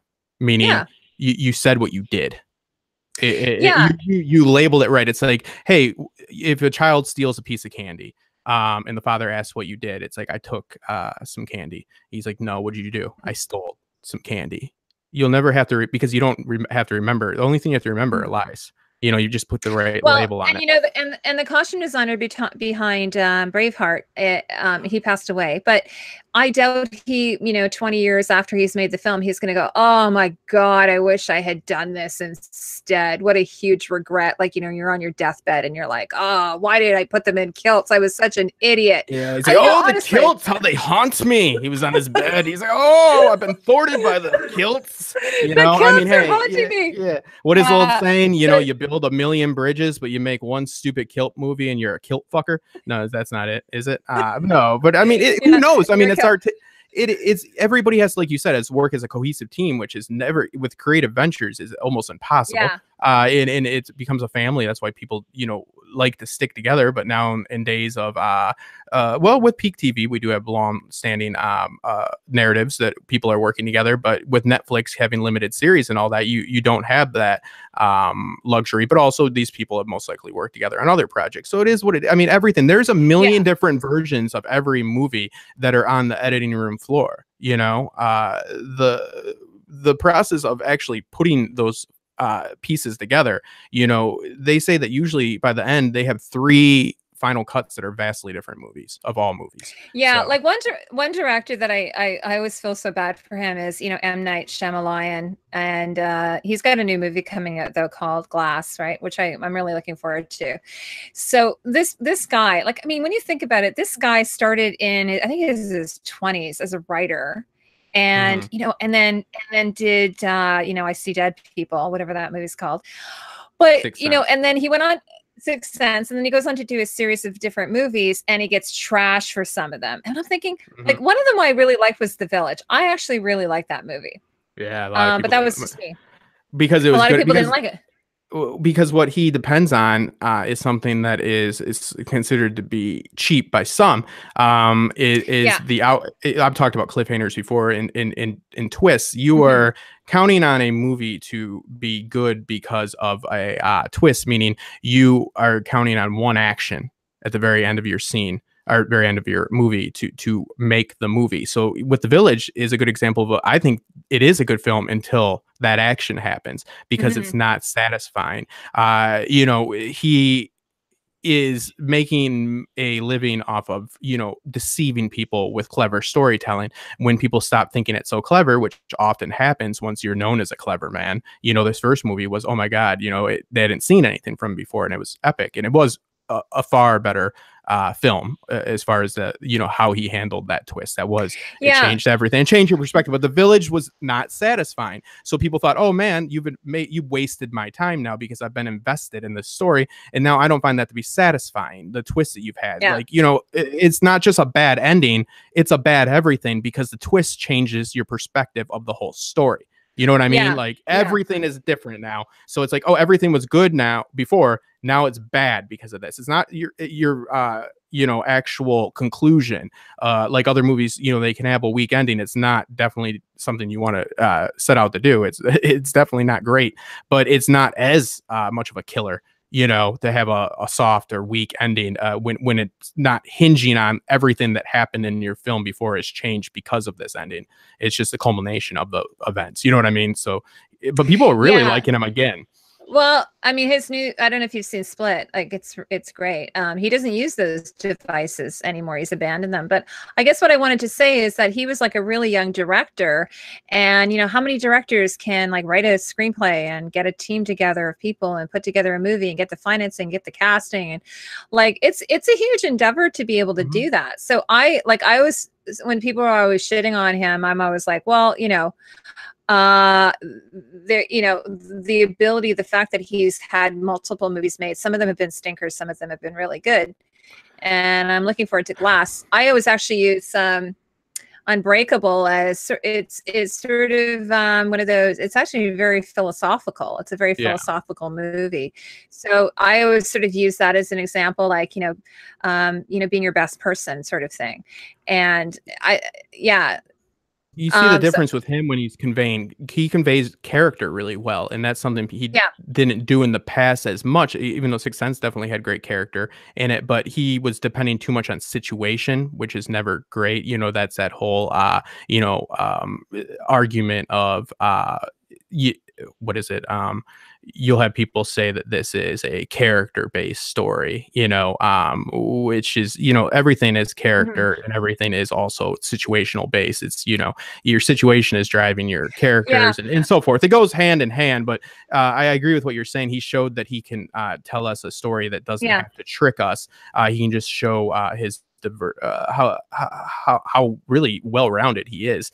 But also, it's, I mean, how much shit do we give even like people like Dan and Dave, who you could give the same accolades to, you know, having the, you know, most successful television show on arguably in history, and we still give them shit. I mean, who are we to do that? I am a amateur screenwriter, so I say I have the right. No, I don't. But you know, it's kind of on us all. But I agree with what you're saying. We should be easier on them, but it's like, when they get to that big stage, it's like you better show up. Well, I think what happens with Game of Thrones, a lot of it I think comes from a place of love. Like people, they're obviously, many of them are big fans of the book, and then obviously of the series as well.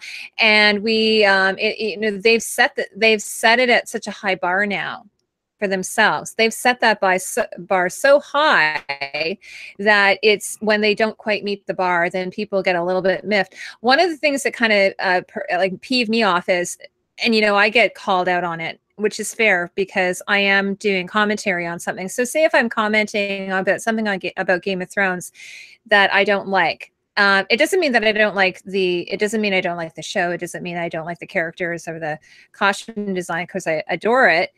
Just that one little thing I might not like it. But there was one thing about Cersei's hair. That was one of my pet peeves that I've had, is Cersei's hair in season 7. And then Brian Cogman, I think it was, who was one of the producers or directors or something, or writers, he came out on social media and basically told the fans to like shut the fuck up about it. And I thought that was really like terrible, because I'm like, you know what? PR move too. Well, I'm just kind of like, you know what? Like I get maybe and we've seen this also with Lisa and Joy and yep, Chris, trying to defend some of the things that they've done. Like I said, if you've made that choice, make that choice, stand by it, and whatever. But don't ridicule the viewers. Don't ridicule the fans. I never tried to ridicule people. Well, actually, I shouldn't say that. I have occasionally ridiculed people, but usually if they say something really asinine. But if someone says to me, like someone said to me the other day, I guess I'm the only one that loves Cersei's coronation dress, because I haven't showed it any love. I haven't showed Cersei's coronation outfit any love. So I said, you know what? There are lots of people who love that outfit. It's just not, personally, it's not one of my favorites, but there are lots of people who love it. I'm not going to go, yeah, it's garbage, it's shit. I'm not going to say that to people. It has a lot of merit.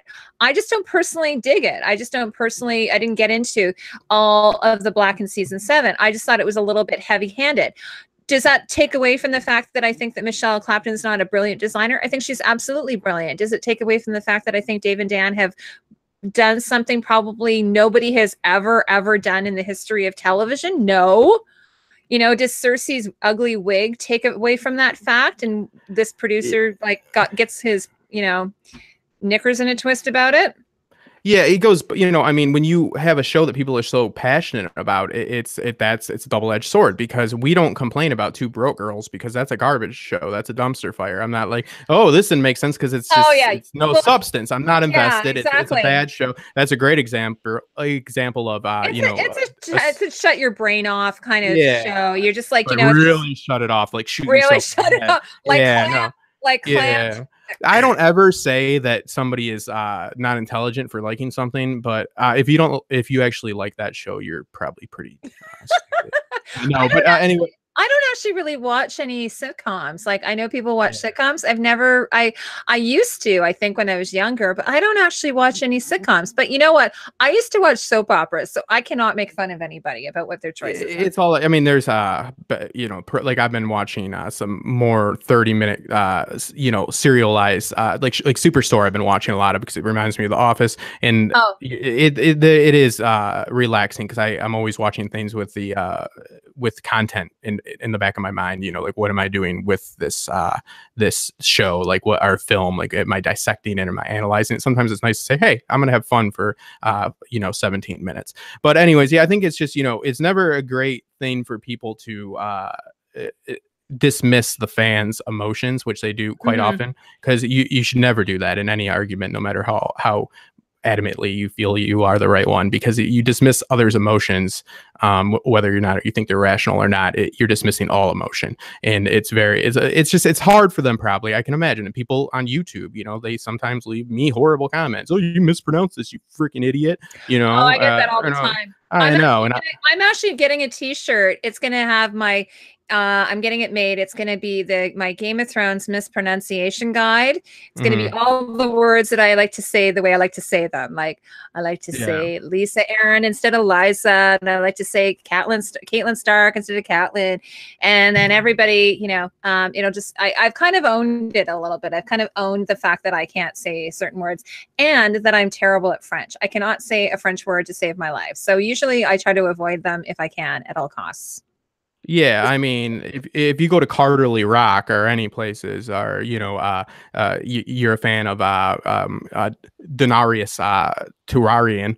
I saw somebody do a whole video about it. I mean, like Well, it is no, but the thing is, it's just that we don't have to well, put I'm not ourselves on. that bad. Nobody put a gun in our head to put a video on YouTube. So you have to keep that in mind before I lash out with vengeance against them, like threatening every aspect of their life. Yeah, I had to sit back and say, Justin, you chose to analyze a television show, and you yeah, chose to actually inject some Greek mythology into it and some philosophy, and you said Epictetus wrong. Okay, they're yeah. going to chew you apart. You fucked up. You were tired. You had been up all night editing. You made a stupid mistake, but you didn't have to make this video. So it's just like, it is what it is. It's like, you put Yeah, yourself that's out there, true. you put yourself out there, you get the good, you get the good with the bad. So I mean, I think I No, love your that's work. true. I love your work because it's true. Aw. Like I always am struggling. That's why I came up with this ups and down, not came up with, but I'm using the ups and down system for Vikings, which I got to get off here and finish. But it's simply just keeping a score of like what I liked about that up for this event, down for this event. And then it's like, because it's always so hard. I think explained is pompous. I don't think you need me to explain something to you. I think people are a little bit too faithful in the knowledge of some of these YouTubers. Like, I would never understand Westworld if you didn't tell. I'm not telling you anything, and neither are these other people. They're just giving you their Yeah. perspective. You don't need me to, we all take what we take from it. I want to have a conversation. I want to analyze it, but what I say isn't the end all by any means, Well, I think like even on news shows, I think that this is statistical that they tend to be negative. And so I don't know if humanity is just sort of slightly negative, but it was funny. I follow this guy, he's a creator, and he sort of helps other creators if they have a YouTube channel. And one of these things he said, it's so funny. He said, if you want to have more engagement, let's say you're not getting a lot of comments or you're not getting a lot of thumbs up, thumbs down, which is all engagement, they call it in YouTube, to say something incorrect, like make a mistake intentionally or mispronounce something intentionally. Like I said, I oftentimes just do it naturally anyway.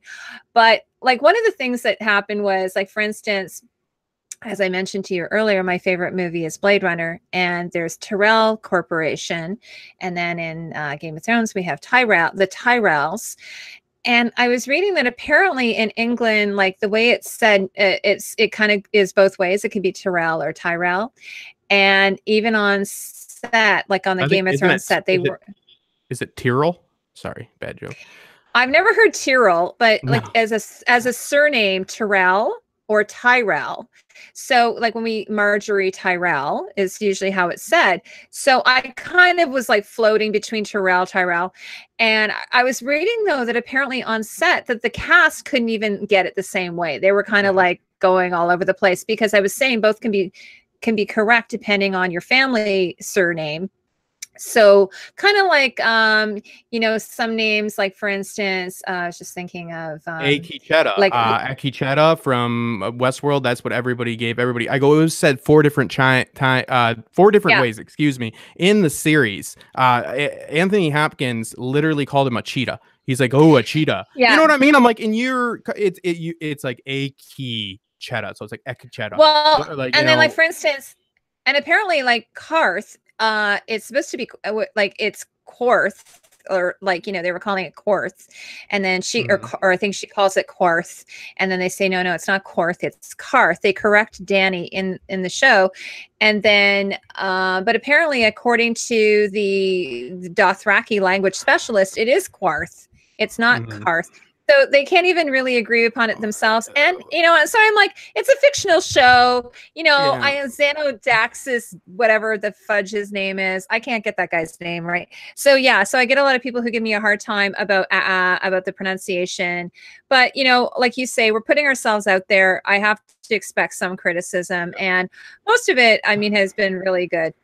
you know. Yeah, what's amazing to me is that you will get just torn to pieces for mispronouncing, misusing a word. Which, yes, if you're putting yourself out there and you are conveying that you know more about a certain subject than somebody else, then you should probably want to make sure that you're well spoken. Nobody wants to hear somebody bumble about. But the fact is, people are so quick to pick that apart, but yet they never pick apart like your actual or others' actual like content, meaning like what is the substance of this. Like there are people that say so much nothing so well.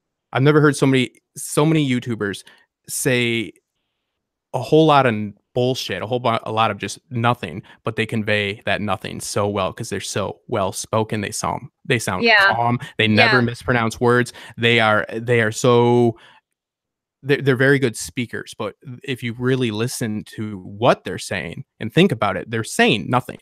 The validity of what they're saying, it's just non-existent. It's like, this is crap. This guy's just saying he liked the show, but he's saying he liked it in a very well conveyed manner. Yeah, he's speaking clearly, well, calmly. I mean, yeah, like you were talking about Jeremy Johns. I like him. I watched another guy named Chris Stuckman. And Chris Stuckman. Yeah. See, I'm pissed that you called him. Yep. See, now I'm pissed. Stuckmanized. He does have a a background in cinema, I gather. So he went to school for it. So he does come to it from that. But whereas Jeremy Johns, I get the impression he's an actor or was an actor. I'm sorry, we always do this. Yeah, he was he did what is it? Retail. He worked at like I did, like at a mall, at a clothing shop. But that's funny because I use the same two people as well. Because Stuckman, he's currently in film school. I went to a production school similar to the one he went to, and I take him for more of a he's a casual professional or whatever. Again, I need to work on my brevity and my phrasing, but he is not as high I wouldn't regard him as high as say some of the film critics that are on there's a few different shows that I watch. Well, but I mean, I tend to watch Chris because the movies he likes, I tend to like. And it was the same with, years ago when Roger Ebert and, I always agreed usually with Roger Ebert, not the other one, Siskel.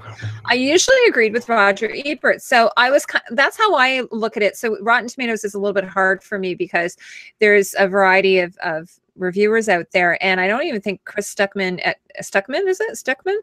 one point was even on Rotten Tomatoes. Like he didn't have the credentials at one point because he was just a YouTuber, but now I think he does because he's got like 1 million subs or something. So well, yeah, they do. And well, I really love it's about taste. It's like, if you like a certain dish, you figure out what ingredients are in that dish, and then what those ingredients are used in as well, and you'll like it. That's why I like to see influences for movies and stuff. And I do the same thing. I people that I tend to agree with, it's not that I go to them because I want to hear somebody give me a high five and reassure me I'm right, but I know that they have a similar taste, like you said. Like you generally feel the same way, so why wouldn't you go to them? I think he's a really like you and I, Justin. I mean, you and I tend to I know you're watching Vikings. I haven't watched all of it, but I think you and I tend to have pretty similar taste in shows.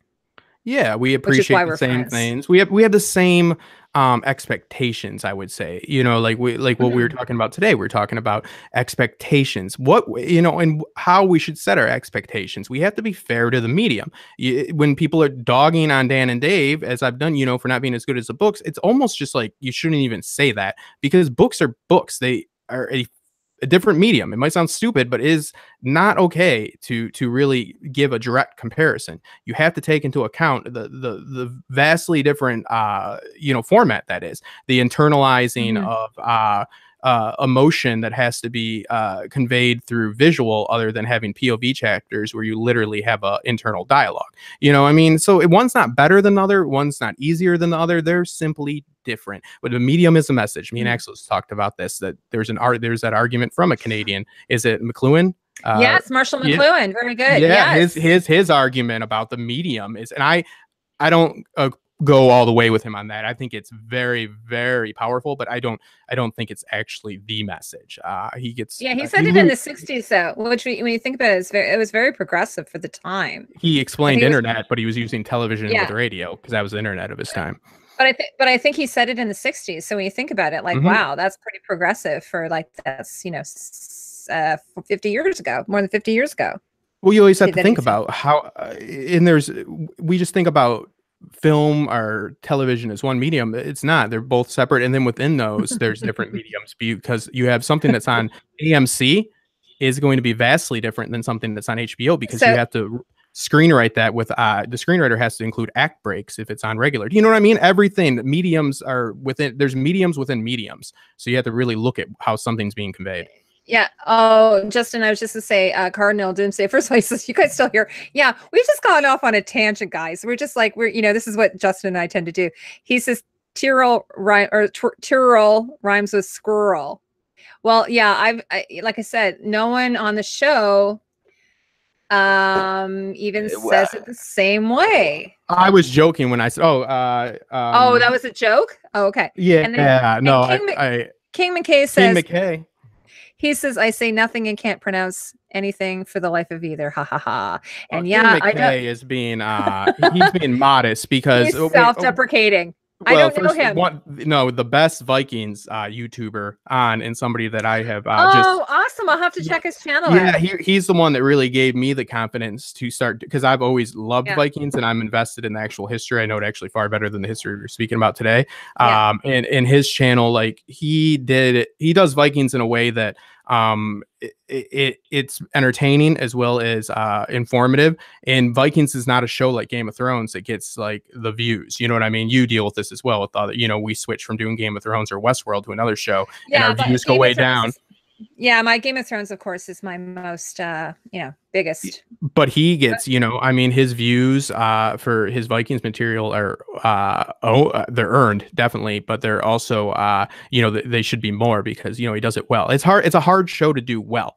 And I really, like I said, I just talked to him recently. I go, hey, I'm inspired by your work. It gave me hope that I can make Vikings material that's, successful. He's saying, I don't think I've seen any movies or shows based on books I've read that were better. Is he talking about Game of Thrones? Because I don't know what he's saying. Isn't Vikings based on an epic poem? Well, it's the mythology. Vikings is based on historical accounts. I have to say, one of my new favorite shows is, I don't know if you've checked it out, Justin, is American Gods. They're doing season 2 coming up.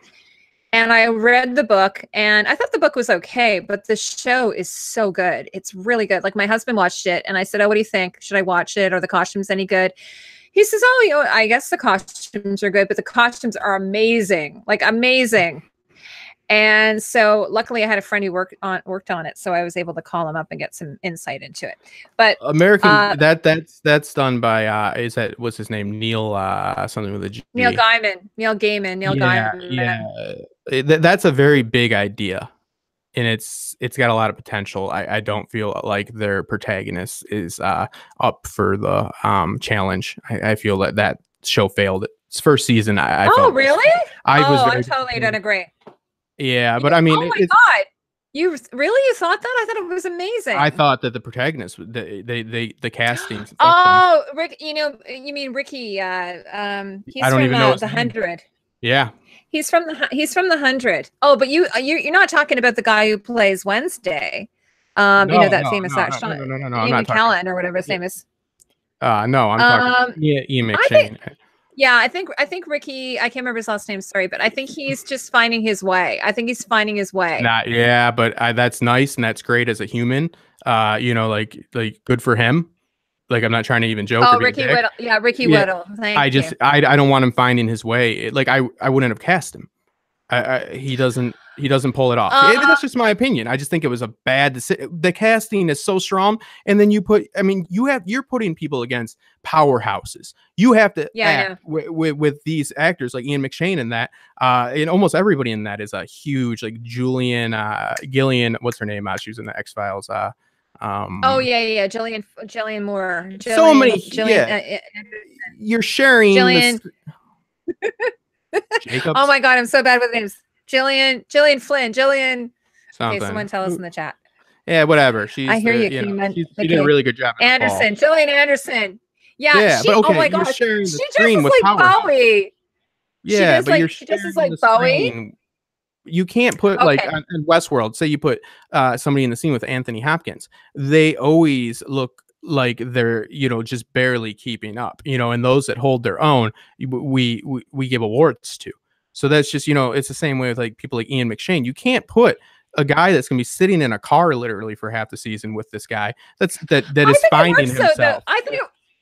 I think it works though. I think it works for the characters. I think it works for the characters because one of them is mortal and one of them is godly. So I think it kind of works. Yeah, the superior. But I mean, again, but you still have to. Like one of them is thousands of years old, and one of them is like 30. So I don't know. Yeah.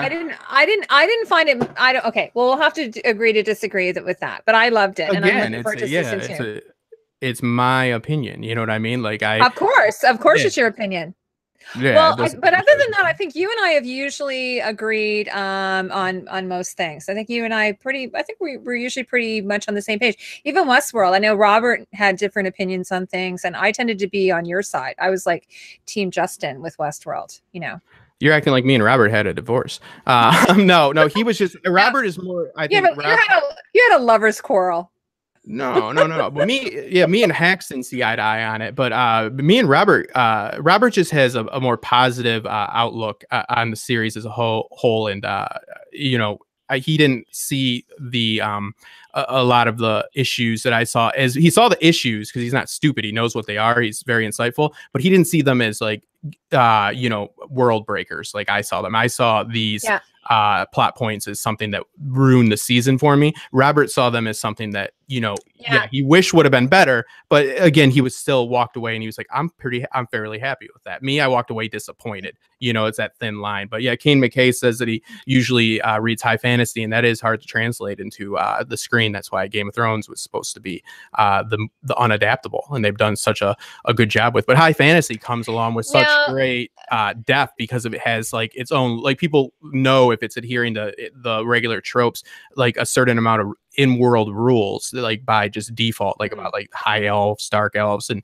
so forth. And I know high fantasy doesn't just, you know, speak to those archetypes, but you know, in general, high fantasy, it's very hard to convey to the big screen, much less to a series. What is that new movie that's coming out called like Mortal Engines or something? That looks like a that's very high concept. High concept. It's like, holy shit, what is this? It's like it's cities that fight and people are fighting within the cities. I'm like, my God. I'm like, maybe I'm kind of excited about that because you know, they keep making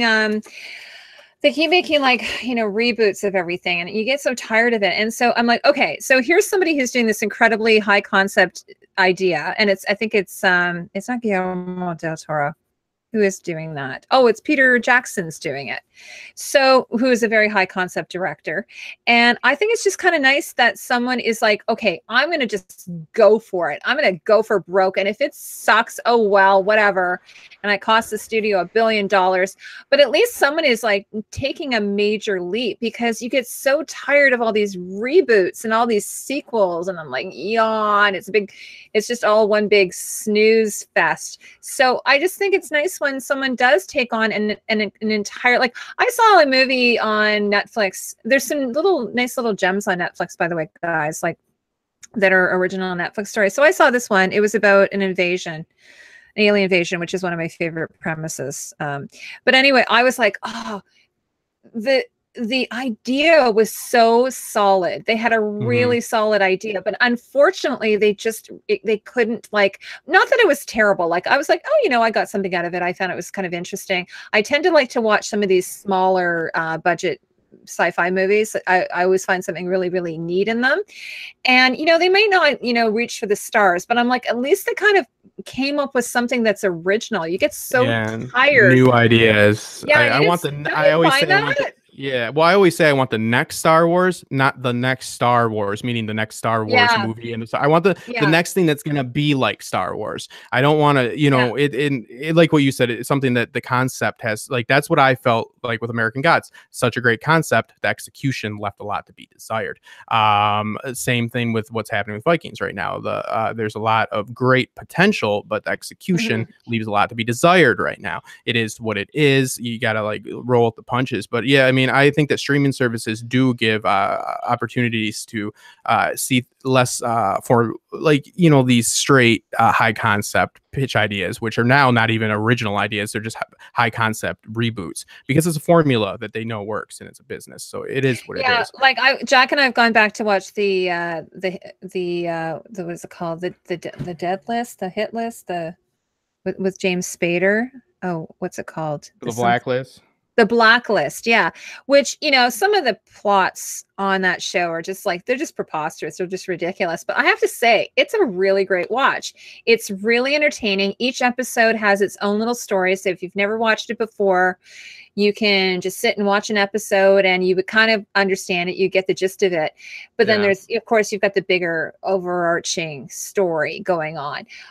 What's the deal with James Spader and the main character? So I'd been wanting to watch it for ages, and it's not disappointing, and it's held up quite well. Like, my family enjoys that. I know that when I go to my parents, that I always see that on their DVR, that they're always, when I ask them, how they like it, and they enjoy it.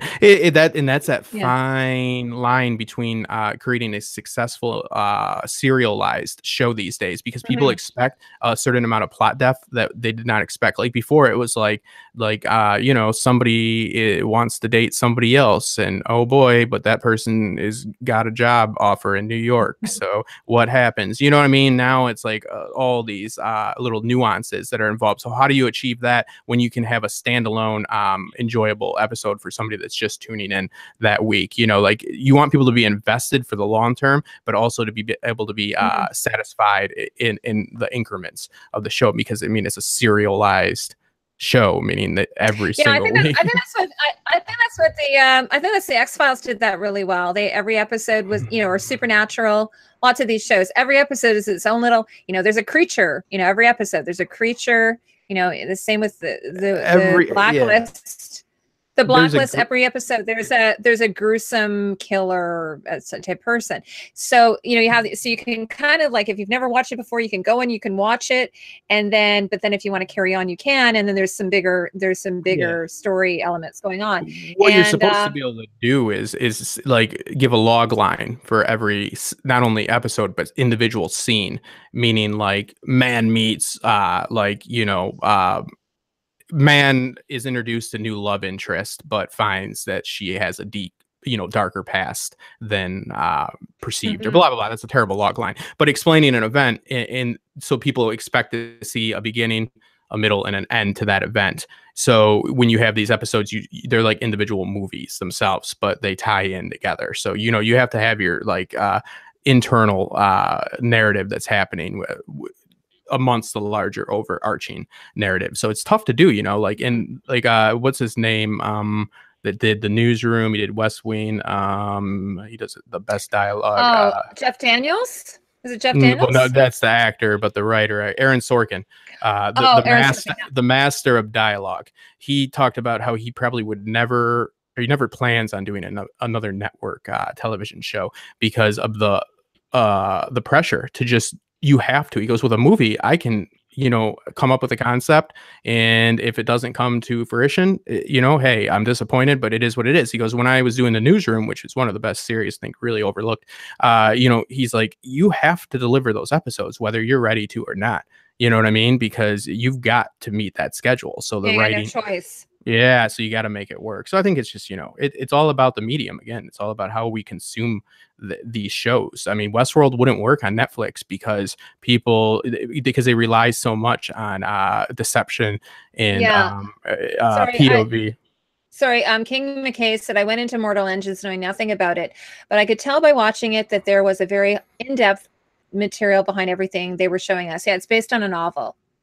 Yeah, see, that's, you know, it's like, how do you actually convey whatever? I mean, I have to imagine that I love a little series on Screen Rant called Pitch Meeting, because it's like satire about how these movies are conceived you know, and that sounds like fun. I'm an amateur writer, so like I get it, you know, because it's always like, ooh, why does he do that? He's like, because we wrote it in the script. He's like, all right. He's like, oh, that's probably gonna be a problem. He's like, no, actually, barely even an inconvenience. You know, like it's just like silly stuff. He's like, oh, he's like, so then we're gonna put this into the story. He's like, and he's like, will that pay out? He's like, no, we're just gonna kind of forget about it. So it's like a satire.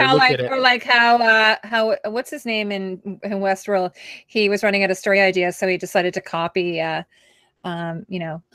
Sweetwater for the Shogun world. It's like he just basically mirrored the storyline. Yeah. It's just do you think he's dead? By the way, do you think he's dead? Do you think he's dead? Who?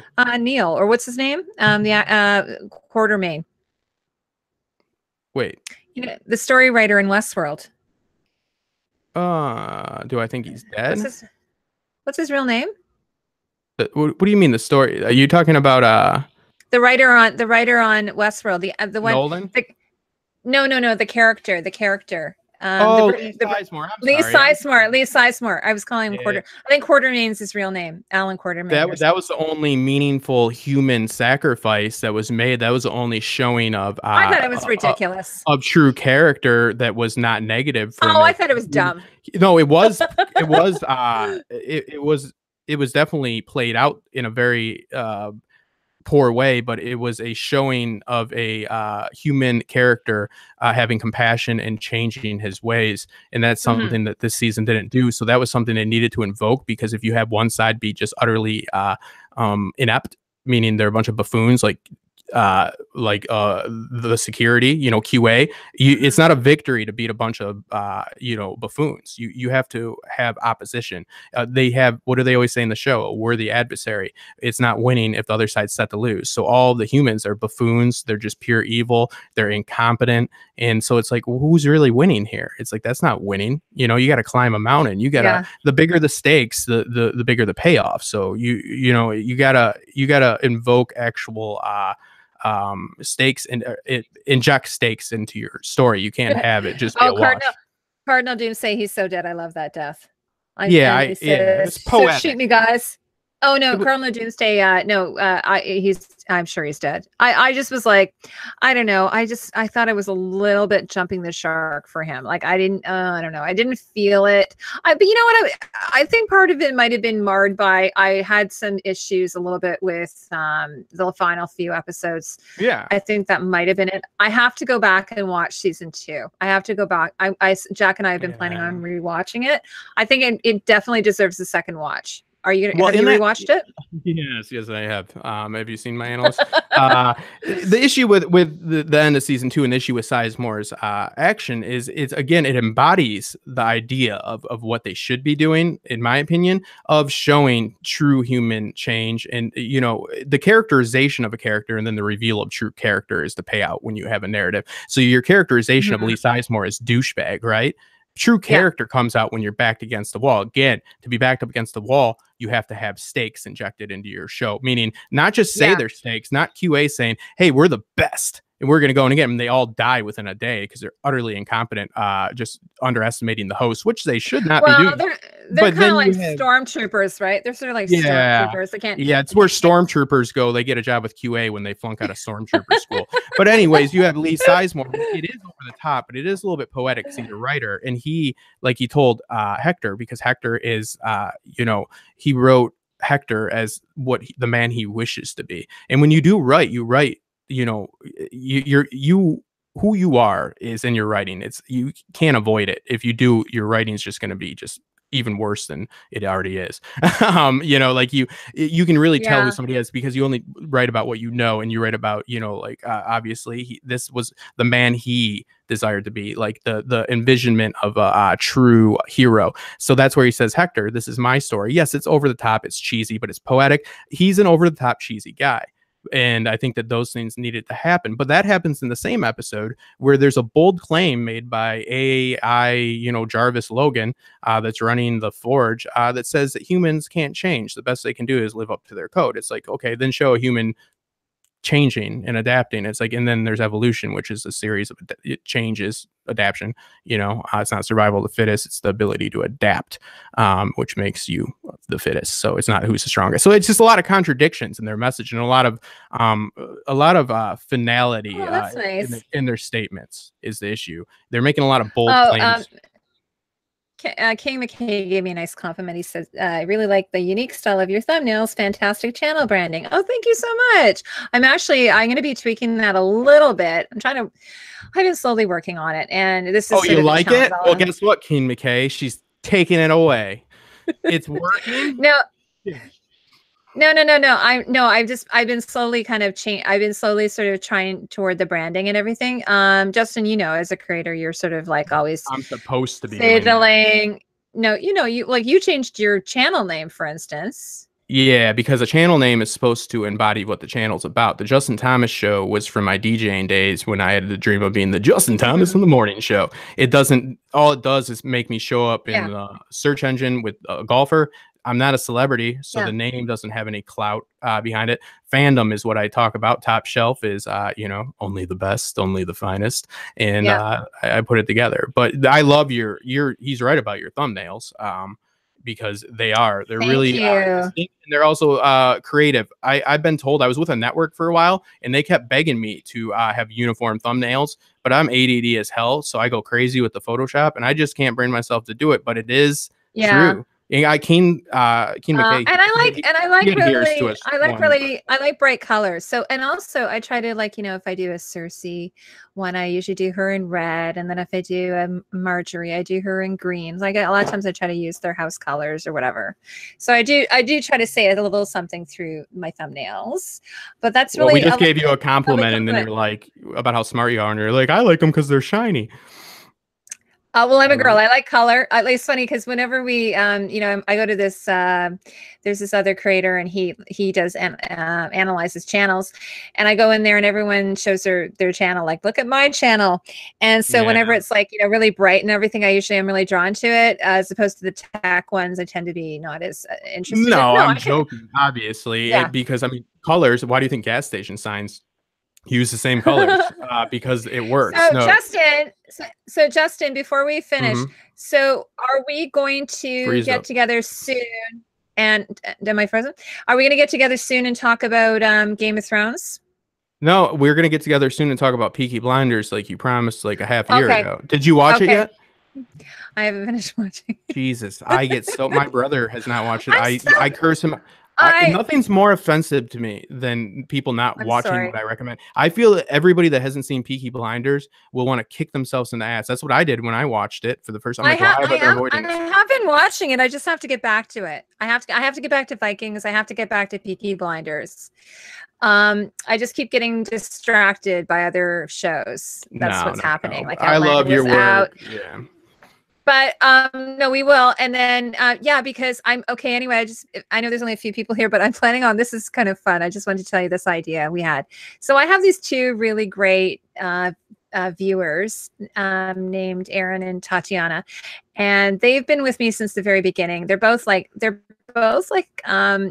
costume designers, aspiring costume designers. So anyway, like, I've gotten to know them, and they're really fun, and they helped me with one of my Game of Thrones videos. So we decided that we're going to do this show starting, well, maybe when they have the first trailer, and it's going to be called Game of Queens. Gotcha. And it's and I have to be Olenna. I was kind of mad at them because they decided that I have to be Olenna. I'm like, why do I have to be Olenna? Because I'm old. So I was a little bit pissed. And then she's going to be Marjorie, and I don't know which one Aaron is. He can choose which one he is. You own the channel. You can make the decision. No, they kind of told me what's going to happen. So what we're going to do is kind of typical Canadian, getting steamrolled. Yeah. Yeah, well, Tatiana, she's Latin, so she's very passionate, and she has her ideas about things. So we're all stereotypes, so we get it. So anyway, it's gonna be really fun because they're young and they've got a lot of energy, and they can prop me up a little bit. But anyway, so we thought it would be fun because you know, because I do this on my channel, I always sort of talk about the costumes. I try not to get too catty. Occasionally there's a little bit of snark in there. So it's going to be sort of like a Project Runway about the Game of Thrones costumes for the next season. So what we're going to do is we're going to, after the show airs, like, you know, you always have a after the show airs, as the dust settles, what have you. Before the dust settles, all right? Get the brand. That's the only successful thing I've ever done, all right? After before the dust settles. Jesus. I'm kidding. I know is it before? Sorry, is it before the dust? I did think about doing an after the dust has settled because the season's over now, but then I just thought, hey, I am too mad. I'm going to stop talking. But okay. So you're doing a Project Runway, and this is with two of your very devout fans of your channel. They've been with you since the beginning, before you were a star, and now you're having them join you for a Project Runway-esque Game of Thrones, where what will you do? What is the challenge? What it's going to be, so it's going to be an after the show, kind of like you have your after show. So once Game of Thrones airs, there's only 6. It's not like it's going to be a lot of episodes. Jesus. So we're going to do an after show. We're going to wear crowns, and we're going to drink red wine. Or I guess they could drink white wine if they want. We're going to have goblets. What are you eating? And then we're just going to, we'll have to have, I don't know, maybe mutton. Pair your wine. Yeah, we need to pair your wine properly. I don't know, camembert. I don't know. What would Cersei eat with her wine? She doesn't. She doesn't eat. She wants to look good. She doesn't eat. And she's pregnant. Like, she needs to eat something. Anyway, maybe grapes. I don't know. So, or figs. How about figs? What can I have with my wine? What made my wine? It's just like, I'll have pre-wine with my wine. Yeah. So anyway, so that's what we're going to do. And then we're going to just like do total, like, you know, was it fashion police on Game of Thrones. We're going to go full fashion police. So that's sort of going to be my fun little thing coming up. I like it. So, it's a good shtick. It's a good premise. Do you like that idea? Can I be the sassy, kind of feminine guy? You can come up. Well, we've already got Aaron. We've already got the sassy feminine guy. Is that what you're talking about? Yeah. Yeah, we've already got that. You can come on and you could be, oh, you know what? You could come on and be our Nigel. What's his name? You know, from American Idol. You could come on and be our sort of like Simon. You could be our surly Brit, our acerbic Brit. And yeah, I don't know. It'll just turn into a very offensive parody or caricature of somebody. Yeah, I get to be Elena, so I get to have the witty barbs.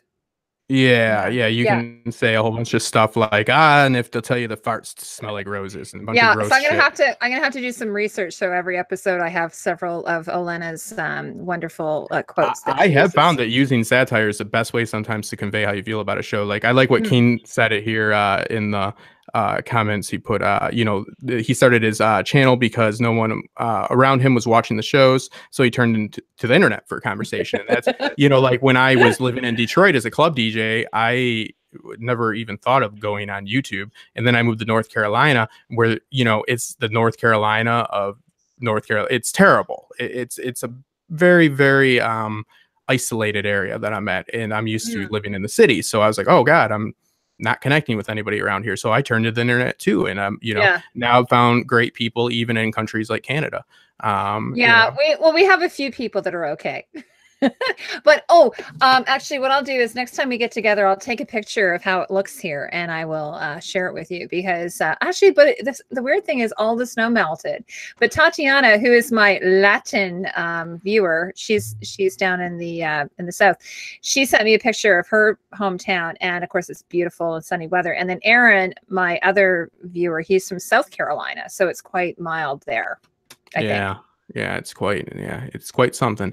I've been to I lived in Detroit, so we went to Windsor all the time to get drunk. Oh yeah, that's very close to where I live.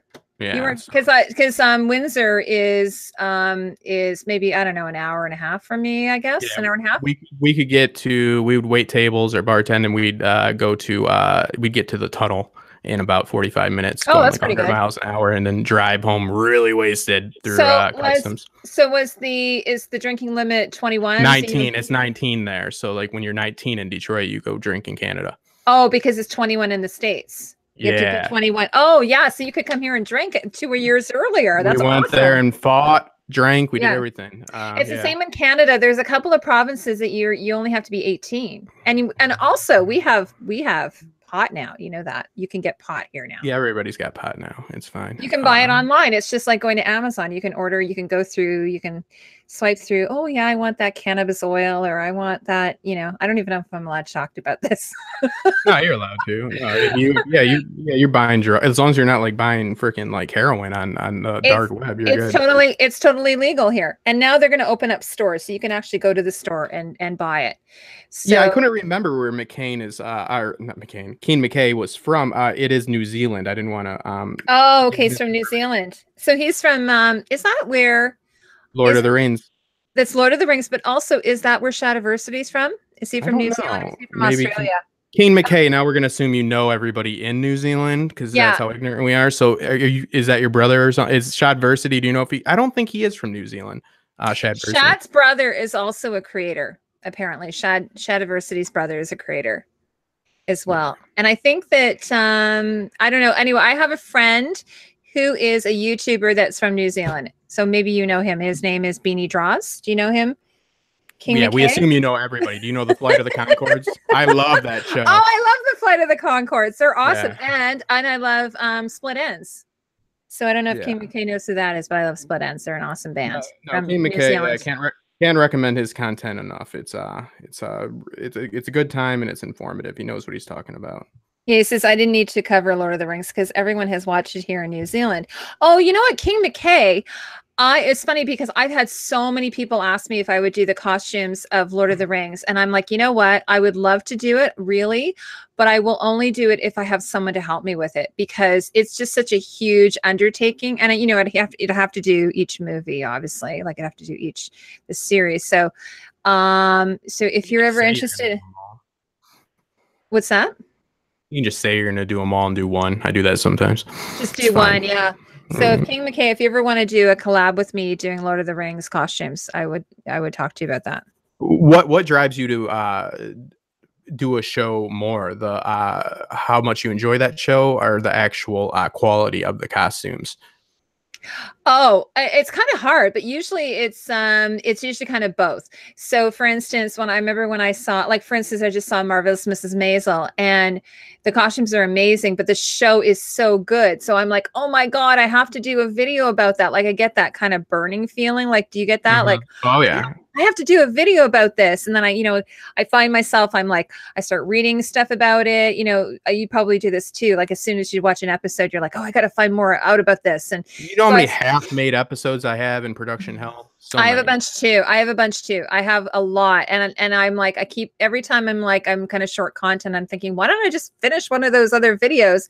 But, I call it this shiny new video. You're like, you see something that you want to do a video about. So you just sort of like abandon what you've been doing and you're like, pick up the new video. So that's why what happened with me with Peaky Blinders. I was like, I started watching it, but then I probably got watching something else and that just sort of railroaded. Inexcusable. There's nothing better than Peaky. Well, and then I had you kind of got me into The Alienist. Well, I'll talk to him. What is a good example of a show that's really good, but you hate the costumes? Oh my God, I don't know. I don't have to deal with that. I'm not like, oh, the costumes are so. I'm gonna have to think about that. Yeah, you should do that. The best, like the worst dressed best show. Something like that. Yeah, I'll have to think about that. Because if it's a contemporary show, usually I don't really notice the costumes because it's just sort of like, they're wearing clothes and it's just sort of clothing. And that's usually, for me, that's always usually a sign that the costume design is good. If I don't notice the costumes, a lot of times I think, oh, that means they've done a really good job. Yeah. So I'll have to think about that because I'm sure that there is something like that. Maybe you should look at I love Mad Men. I don't know if that's far enough back. Yeah, a lot of people have asked me about Mad Men. So King McKay has only found Shadiversity's channel a few weeks ago, but I think he is a filthy Australian. Ha ha ha. Ooh, yes, Cardinal's an Australian. Be careful. Yeah. At least I can count past 5. So I'm not even going to attempt to do. I'm not even going to attempt to do. Crocodile Dundee or anything there. I like how Shadversity. What did he put out a video a few weeks ago that's like, I own 2 houses and I'm not even rich. Here's how. It was like so weird. I didn't watch it, but I was like that's just the good. And I do this sometimes. I'm like, I just want to talk about something else. Like right now, like I'm doing what I don't usually have these conversations. We always do this, but with everybody else we don't. But yeah, I mean, you will gab forever. But it's like, hey, want to know what? I'm a fandom channel, but I rented a jet ski last weekend, so here's how, people. No, I know. It's funny because that's like kind of rule 101, like in YouTube, like, you stick with your niche. You don't sort of talk about other things. And I see a lot of YouTubers doing that. I don't think I've ever done that. I have, like, I go on location, which is a little bit different for me, but it's still usually something to do with costumes. But yeah, there's been a few times where I'm like, I'd like to do a video about this, but I don't do it. But I just thought that was really funny too. I bought 2 houses. Here's how. Because but the thumbnail was really effective. You have to admit, we both noticed it. But I don't think you need to be rich to own 2. I didn't watch the video but first off, like that whole concept is like, okay, yeah, I know that's understandable. Yeah, what I'm assuming is, does he rent one out? I'm assuming he rents one out, and that's how. Yeah. Cardinal Doomsday has asked me not to do a Crocodile Dundee impression. No, nobody. I'm not taking sides on that. Australian. Yeah, I'm not doing it. But do you guys know who Split Ends is? Like, do you know who Neil Finn is? Neil Finn is, like, I saw them in concert when I was in high school. I'm a huge Aussie Man fan, but I enjoy the beauty of New Zealand as well. Yeah, so. It's a pretty amazing country, and but we won't take sides, like you said. Yeah. So anyway, I'm gonna have to go. Yep, we should end it an hour ago. It's so nice that everyone stuck around. Well, yeah, Justin and I will just keep talking and talking. Robert's very, like, he sticks to his plan. That's why I love him. Yeah, he keeps me in. He sticks to his plan. You know what I want to check out? If anybody, I don't know if anybody here knows Robert, in Deep Geek, he's amazing. He's done really well. Like, I'm really happy for him. But he has a new channel now where he reads books. Well Told Tale. The Well Told Tale, and he's doing a Christmas Carol, and I was like, I want to listen to that, because I don't know about you, Justin. I know you say you have ADHD. Sometimes I'm going through menopause, and sometimes I have a hard time, like, falling asleep at night. Is menopause and ADHD the same thing? Shit. No. It's weird that you brought that up, Rick. I know you have ADHD, but I have cancer. So it's like, I'm like, do I? No, continue on. No, we're the same thing. I know. No, what I meant is that at night, I'm just saying this because I used to have a boyfriend with ADHD. At night, it's sometimes hard to just let your mind kind of, go relax and then go into that sleep, right?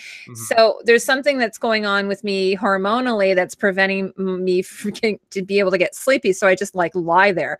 So I was like, that would be such a nice idea, just to lie there and listen to A Well Told Tale. And Robert's got such a great voice. I mean, seriously, that guy's got. Yeah, he is also one of the best, like, actual, like, as a human. You can't get a better guy. Like, him and Axel are, like, my people I go to for, like, when I'm freaking out about a concept or something. I'll do a call with them, and pretty much I feel like I need to send them like $50 to $100 for that hour of counseling. Yeah, he's such a lovely person. So if anybody, hi,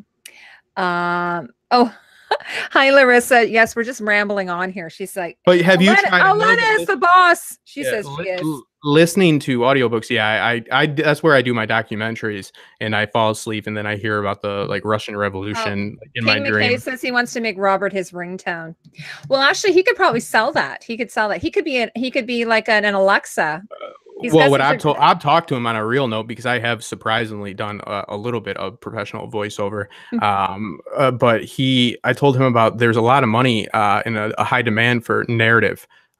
Exactly what he's doing, but to freelance. And I messed with some of his audio for him, because he's looking to put out more content, and he's got 2 channels now. And I got some of his raw audio, and I'll tell you what, because Robert's not like a tech guy. Like, he's you know what I mean? Like, so, like, I couldn't believe, like, how crisp his, like, raw audio is. It's just like, he barely needs any polishing whatsoever. He's really good at his pacing. He does a really great job of that. Because the thing with me is, like, I have to edit out my breathing, because, like, I'll be I'll get up in there, like, he's got it down. He's he's calm, he's collected, he's conveying. Apparently, I heard that he used to be a speechwriter for I don't know, the Labor Party, maybe. Or Yeah, he worked in politics. That's all. Yeah. So that's what it makes sense why he's so cool and collected. Yeah, he'll give you 5 points back on like I'll give him a bunch of nonsense and he'll break it down. He's great.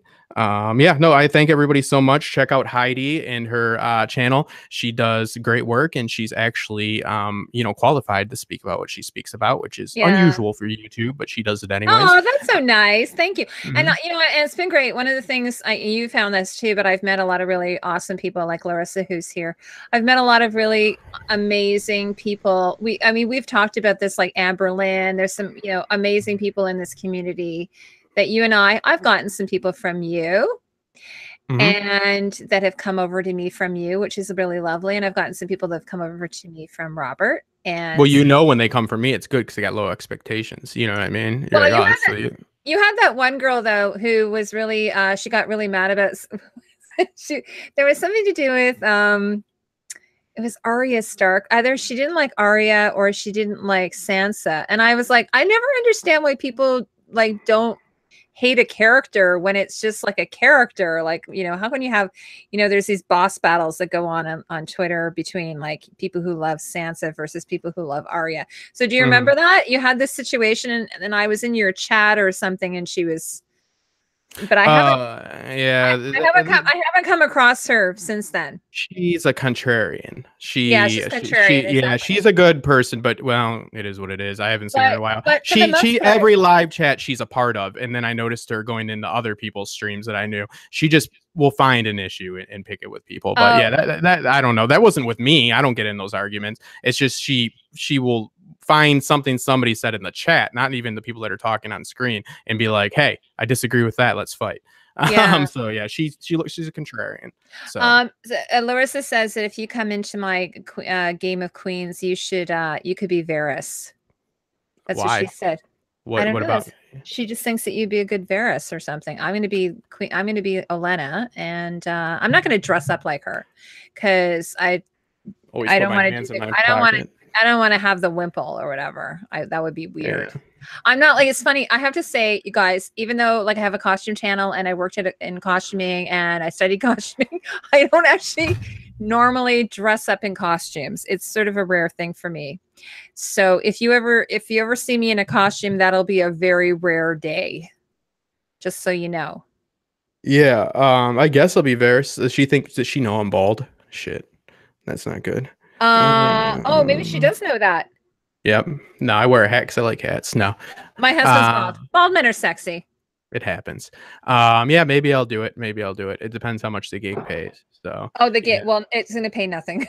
Oh, just like my other gig. I'm gonna tell you that right. Actually, I did Aaron and Tatiana, I did send them a gift card for the holidays because they did actually help me a lot. And then my son said, how come you're not sending me a gift card? To which my husband said, did you help mommy with her channel at all? And you know what he said to me when I asked him if he wanted to help me one time with my channel? He says, Mommy, I'm not into Game of Thrones. What type of monster did you raise? I don't know. He's 12. He's not into he's never seen Game of Thrones. He's too young to see it, but still. He doesn't even know. He's not qualified. No. So anyway, then my husband said, that's why you did not get an Amazon gift card. So there you go, son. Now he won't even help me with anything. I'll ask him because he's 12. He knows the computer like the back of his hand, right? Yeah. Mommy needs help with this editing software. I don't have time for you. I don't partake. I own 0 kids. I don't partake. I don't want them. They just sound like a whole thing. So we don't get to own them. We just sort of borrow them for a while, and then they're not for me. I don't know. And then they go off on their own, and eventually. Yeah, like Keen says, with these characters in Game of Thrones, like they become very, very aggressive when you say one thing about somebody that they feel like is their person. So it's the issue of you aren't able to convey something that you didn't think was well done in a way without like them thinking you're shitting on their whole world. It's like, how dare they say this? Like, you're going against their very like ethical code, you know, like everything they stand for, because you said that Cersei scene wasn't so great. You know? Well, King McKay says I've had a few comment wars in my comment sections when I cover Sansa, and I think my audience is about 50-50 on her. And he also says for Leland's Sweet 16, I should get him a complete Game of Thrones Blu-ray collection. I don't know if Blu-ray is even going to be a thing then. It's 4 years from now. It's probably going to be obsolete. It'll be something else. It'll be some other tech. He's into, I don't know, gaming and stuff. He has his own YouTube channel, actually, Justin. I think I told you that. Maybe. Yeah. Everybody does now. He makes more money on YouTube than I do. He has, he makes enough. He probably makes more than what you would make it on a paper route. You know? So he's. Well, I'm not qualified to have a paper route. So, you know. So you know what he does with his money is he buys vintage gaming systems. That's what he does with his money. Which I was like, well, I mean, that's not the worst way to spend your money. I figured he can eventually just sell them again if he gets tired of them. So I like how they used to call technology obsolete. Now we call it vintage. It's retro. Haven't you seen Wreck-It Ralph? It's now cool. It's retro. Okay, this shit don't work as good no more. Yeah. You don't watch. You never seen Wreck-It Ralph? That's such an awesome movie. I have no children, so yeah, I don't partake in those. I watched Toy Story before I had kids. Yeah, so did I when I was a kid. So no, it is what it is. No, I haven't seen it. I will watch it though. Yeah, we'll wrap it up. Do you have any videos that you have coming up on the next few days that you want to plug? We're gonna link you below. Oh, okay. Well, my latest video up is I did Sleepy Hollow, which is based on the Tim Burton. You know, it's funny. I was trying to get it up for Halloween, and I ended up getting it up for Christmas. So that was kind of weird. But it doesn't matter because it's kind of it's set in the late fall, winter kind of period, right? So I figured that would work.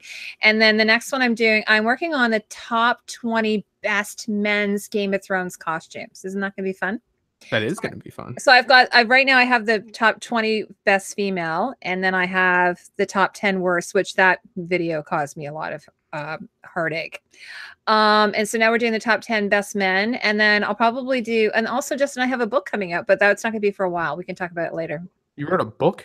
Well, I'm writing a book. It's going to be called it's going to be called Game of Thrones Illustrated Costume Guide. So it's going to be all the major characters. And my friend Patrick Lemieux is the illustrator. He's doing all the illustrations on it because I couldn't get permissions from HBO to use images. So, but I have been given permission by some of the jewelry designers and the fabric. Oh, that's awesome. The fabricators and stuff like that. So I've gotten some permission. So yeah, it's going to be, so each I'm doing all the principal characters. So there's going to be something like 150 original illustrations.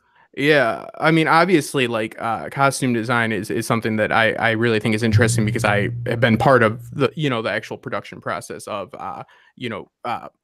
some small scale productions such as when I was with Second City and all that, so I know how much work goes into it. But I will say that Game of Thrones is a series that the costumes really do stick out to me more than anything, because I'm not looking for that per se as much as some other people would be maybe. So yeah, I think it's perfect, and I think it works out too that you have somebody that's illustrating these, because that's better than the stock photos. Yeah, because Patrick's really good. He's actually, we went to theater school together, so we both studied theater, he was in the tech and I was in the costume department, so we've been friends for a long time. But he happens to be this amazing illustrator, and I sort of pitched this idea to him. So he's got a really unique style, but his the detail in the illustrations are beautiful. So you really get the essence of the costume, and it really anchors the houses. Like he's really, because we're going to group it by house, so it'll be kind of cool. It'll be like a nice visual, you can look at this, you can look at Targaryen, you can look at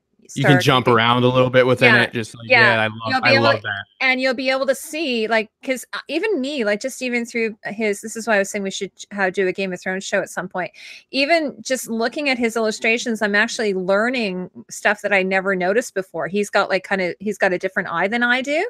So he's looking at it from a different point of view. And then I'm like, oh my God, I never noticed that before. That's so cool. And then from there, I'm getting some just more information. So the other video I'm going to do about Game of Thrones is I'm going to do the symbolism of Game of Thrones in the costumes. And you and I have talked about this, and I have touched on it on a variety of videos, but I just thought maybe I would just do a complete one, like before season 8 comes out. I'm going to do the symbolisms, because going into the 8th season, I think that's going to really what do they call it?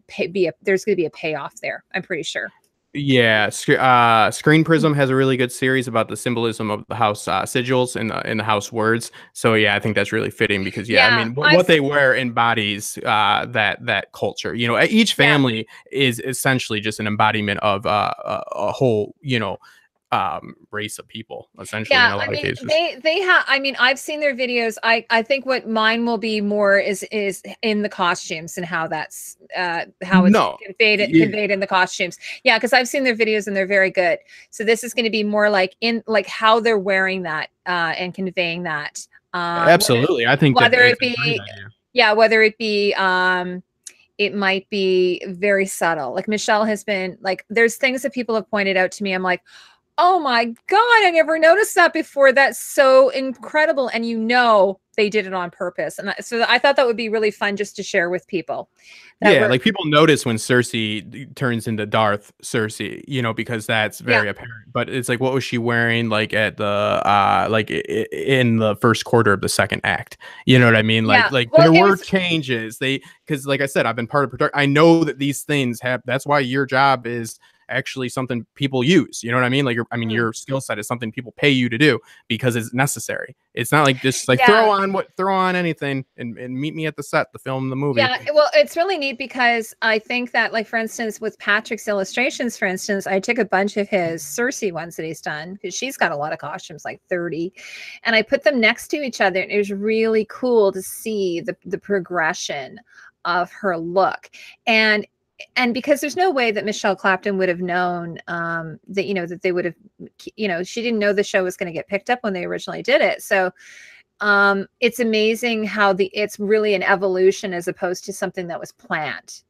But it's organic, and that's what I kind of like about it. The fact that it's an organic change. What we wear, it speaks volumes about somebody. And when you're dealing with something where you do have the medium of the visual storytelling, you can't, like I said, the books can convey the internal narrative. You have to use everything at your disposal, and that does mean what they're wearing as well. The show changes in mood, the show changes in action, but I know that it's not just willy-nilly put on a dress, Danny, and see you, or Emily, see you in a few, pick whatever, anything works. It's like, no, these are everything from a little brooch to, the colors of their, sleeves matter. Yeah. Oh, Larissa says the only problem with listening to audiobooks at night, Heidi, is that you fall asleep and it takes forever to find where, I think she means the fuck you were in the book. And that's true. But like I was saying, it would be nice just to kind of lull you to sleep. And Robert's got such a beautiful, and it's free. Like, I mean, seriously, it's not, you don't even have to buy it. It's free. I mean, he probably has an AdSense thing on it, but no, there are no ads. He doesn't put ads on them. Oh, they're ad free. So I think each chapter, I don't know if it's a chapter, is from each book. He parses it out. He parses it out. So you can just do a small chunk, and then if you, like you say, if you fall asleep, you can just kind of pick it up again. What she's talking to is probably what I run into, especially with Netflix, is like you forget, like you don't know when you fell asleep. So you end up like rewatching like whole episodes because you're not sure like exactly, because it keeps going where you left off, because it's hard to remember exactly what happened because you're in that, that whatever it's called, the twilight or whatever, the zone or whatever. You're in that. You're in the zone. Yeah, you're in the twilight. Exactly. Yeah. So I say either watch Netflix, read books, or drink a lot of booze. I don't drink anymore, so I got to read. Yeah, I find reading, like, they were saying something about like reading on your phone, for instance, because there's a light behind it, and that interferes with your brain. So that's why they're saying it's not good to read on your phone. But if you read a book, or even if you read an e-reader, because it's not backlit, it's much better for your brain, and it helps you relax. So I find if I read a book, I'm so much more likely to fall asleep. But with my phone, my brain is wired, and I'm like, oh, I don't want to use that phone to read the book because it's unhealthy. Then I like pop an Ambien, And you know what I mean? It's like, I'm healthy. But yeah, no. We were just talking about that. I notice Ambien seems to be a thing down in the States. I don't think people up here tend to drop. Like, oh, we love pills in the States. Yeah, we got a pill for anything. We've got our marijuana now. We don't need our pill. No. Anything that we have, like, there's commercials for prescriptions here. It's like, are you sad? I've noticed that. Yeah, we don't have those commercials. You're not allowed to air commercials. Yeah, making a claim, I guess, or about something. Well, it's not ethical to market, drugs and try to, capitalize on people's mental illness. So it's in poor taste, but we do it all the time. So there's a pill for everything. There's a pill for if you don't need a pill. Are you one of those 1 in 10 that suffer from not needing pills? Well, then not a pill is for you, and you take that pill and that solves that problem for you. Then you'll need the Zoloft and Prilosec and all that. So I know it's really weird because here, like, I mean, it's really I have one friend. I only have one friend that I know was on Oxy because she had nerve damage, but she's like the only person I know who's ever been prescribed a narcotic. Yeah, no, I knew people that liked Oxy, but they took it. It's because they like to party. But so we don't I mean, it's probably changing now, but I don't think we tend to have pill popping as much here, but we do have our 19-year-old drinking and we have our pot, so we're set up there in Ontario. And it's Canada, so that's not great, but no. You got to be in Canada. That's the problem with Canada. No, I know. I was in a live stream today with this other group, and there's this guy, and he lives in Winnipeg, which is part of Canada. And it's freezing there. And he's like, I got to get out of here. It's too cold. And it's true. There's parts of this country that are kind of almost unlivable. They're not livable. Like, I'm in Toronto, so it's pretty livable.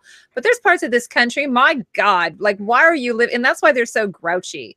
Some of these people who live in the cold, they're mean. Like my brother. I holiday in Saudi Arabia usually. We agreed we were not going to talk about Saudi Arabia. I know you love it, and I said, hey, they're not that great. You should look into it, and you're just diehard Saudi. So yeah, exactly. Kim cases. There's only 2 countries in the world where pharmaceutical companies can advertise to Wrigley to consumers: the U.S. and New Zealand. Yeah, do you know Wrigley's my maiden name? I did not know that. Yeah, Wrigley. Wrigley is my maiden name. But I'm not part of the gum company. And then and Larissa says, Heidi, remind me he's not into Game of Thrones when he's watching it later. Yeah, I'm gonna go to his gaming channel she's probably implying that he's going to wise up and start watching it. You should be ashamed. Are you talking about She's talking about my son. I think she's talking. Remind him he's not into Game of Thrones when he's watching it later. Yeah, it was so funny because my son, he started like, I'll be like, Leland, it's dinner, and he'll be like, he just sort of groans or something, or like, oh, Leland, you have to do your homework. Oh yeah, that sounds awful. Yeah. And so but it's so funny because he sounds just like my nephew, and my nephew just graduated university, and it looks like he might, he just toured with a rapper. Really? And he's been going down to LA and working down there. So it looks like he might even move to the States. Like, so he's going to be this successful, he does audiovisual. Ooh. And so, but anyway, but it made me laugh because when my son talks now, he sounds like my nephew, and who's, kind of grouchy. He's emulating success. He wants to be a rapper too. I'm going to go to his gaming channel and be like, wise up, buddy. Yeah. Stop getting all these views and start covering thrones. Yeah. He's, anyways. Yeah. He's just, I don't know. He started calling everyone boy or whatever. I don't like the sound. I'm not gonna lie. B-O-I, like boy. Yeah, I don't like any of what you're saying. And so anyways, he's getting the attitude. He's getting the teen attitude now. That's when I just get rid of him. I just throw him out. Like, done. He's starting to wear deodorant and go through puberty and all that weird stuff that happens. Oh, I'm glad that I'm sure he's glad we're speaking about this. Tell him I said congratulations. Oh, I'm going to make him watch this. I'm going to make him watch this, and then he'll be traumatized. Yeah, And, no. so he knows Mommy does YouTube though. So he, you know, it comes part and parcel. It's part and parcel. YouTube is what mommies and daddies do. So yeah, it is what it is. You know, tell him if he gets the press that come to America, we get a whole bunch of medications that don't help that, but they are. If you want, are you suffering from depression? We have a pill that's main side effect is depression. Here it is. Yeah, Paxil. Maybe this is what we do. Yeah. I think Cardinal Doomsday. I don't know if he's on Twitch. He probably is. He's probably doing something he's not supposed to be doing. So if that's something you're not supposed to do, then no. Twitch is just a different platform. But oh, is it? Yeah, we'll wrap it up. Thank you, everybody that sat here for a personal conversation. Lindsay. Larissa already plugged the book. She's telling me to plug the book. Oh, yep, we already did it. Oh, by the way, I forgot to mention Larissa's also in Australia. This is kind of weird. See, it's daytime for them. Guys, it's late for us. Justin's going to get off and take an Ambien, and I'm going to get off, and maybe I'll have a rum and eggnog, which is a thing to do in I've only taken Ambien once, and it was when I was a DJ, club DJ in Detroit. Okay, and no, it wasn't. I drove to a grocery store and went shopping with like a garbage bag, evidently, and drove all around.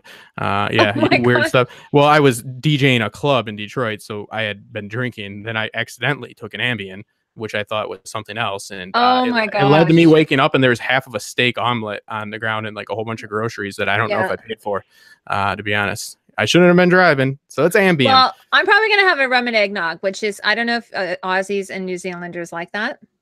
Yeah, I don't know. Sounds like. Well, you know what rum and eggnog is, Justin. Yeah, it's rum and eggnog. Sounds like milk and booze. Well, apparently you can't get rum and eggnog everywhere. Apparently, there's some places you can't get it. So that's what I'm going to do. Oh, it's 5 p.m. and it's 3 p.m. where Cardinal is, 5 p.m. for New Zealand. So, yeah, it's quite early in the day there. So for him, Justin and I, well, Justin, are you almost at 11? I'm almost at 11. Yes, it is. Well, we're in the same time zone. You're in East, right? Yeah, we are. We are EST. Well, thanks to everybody.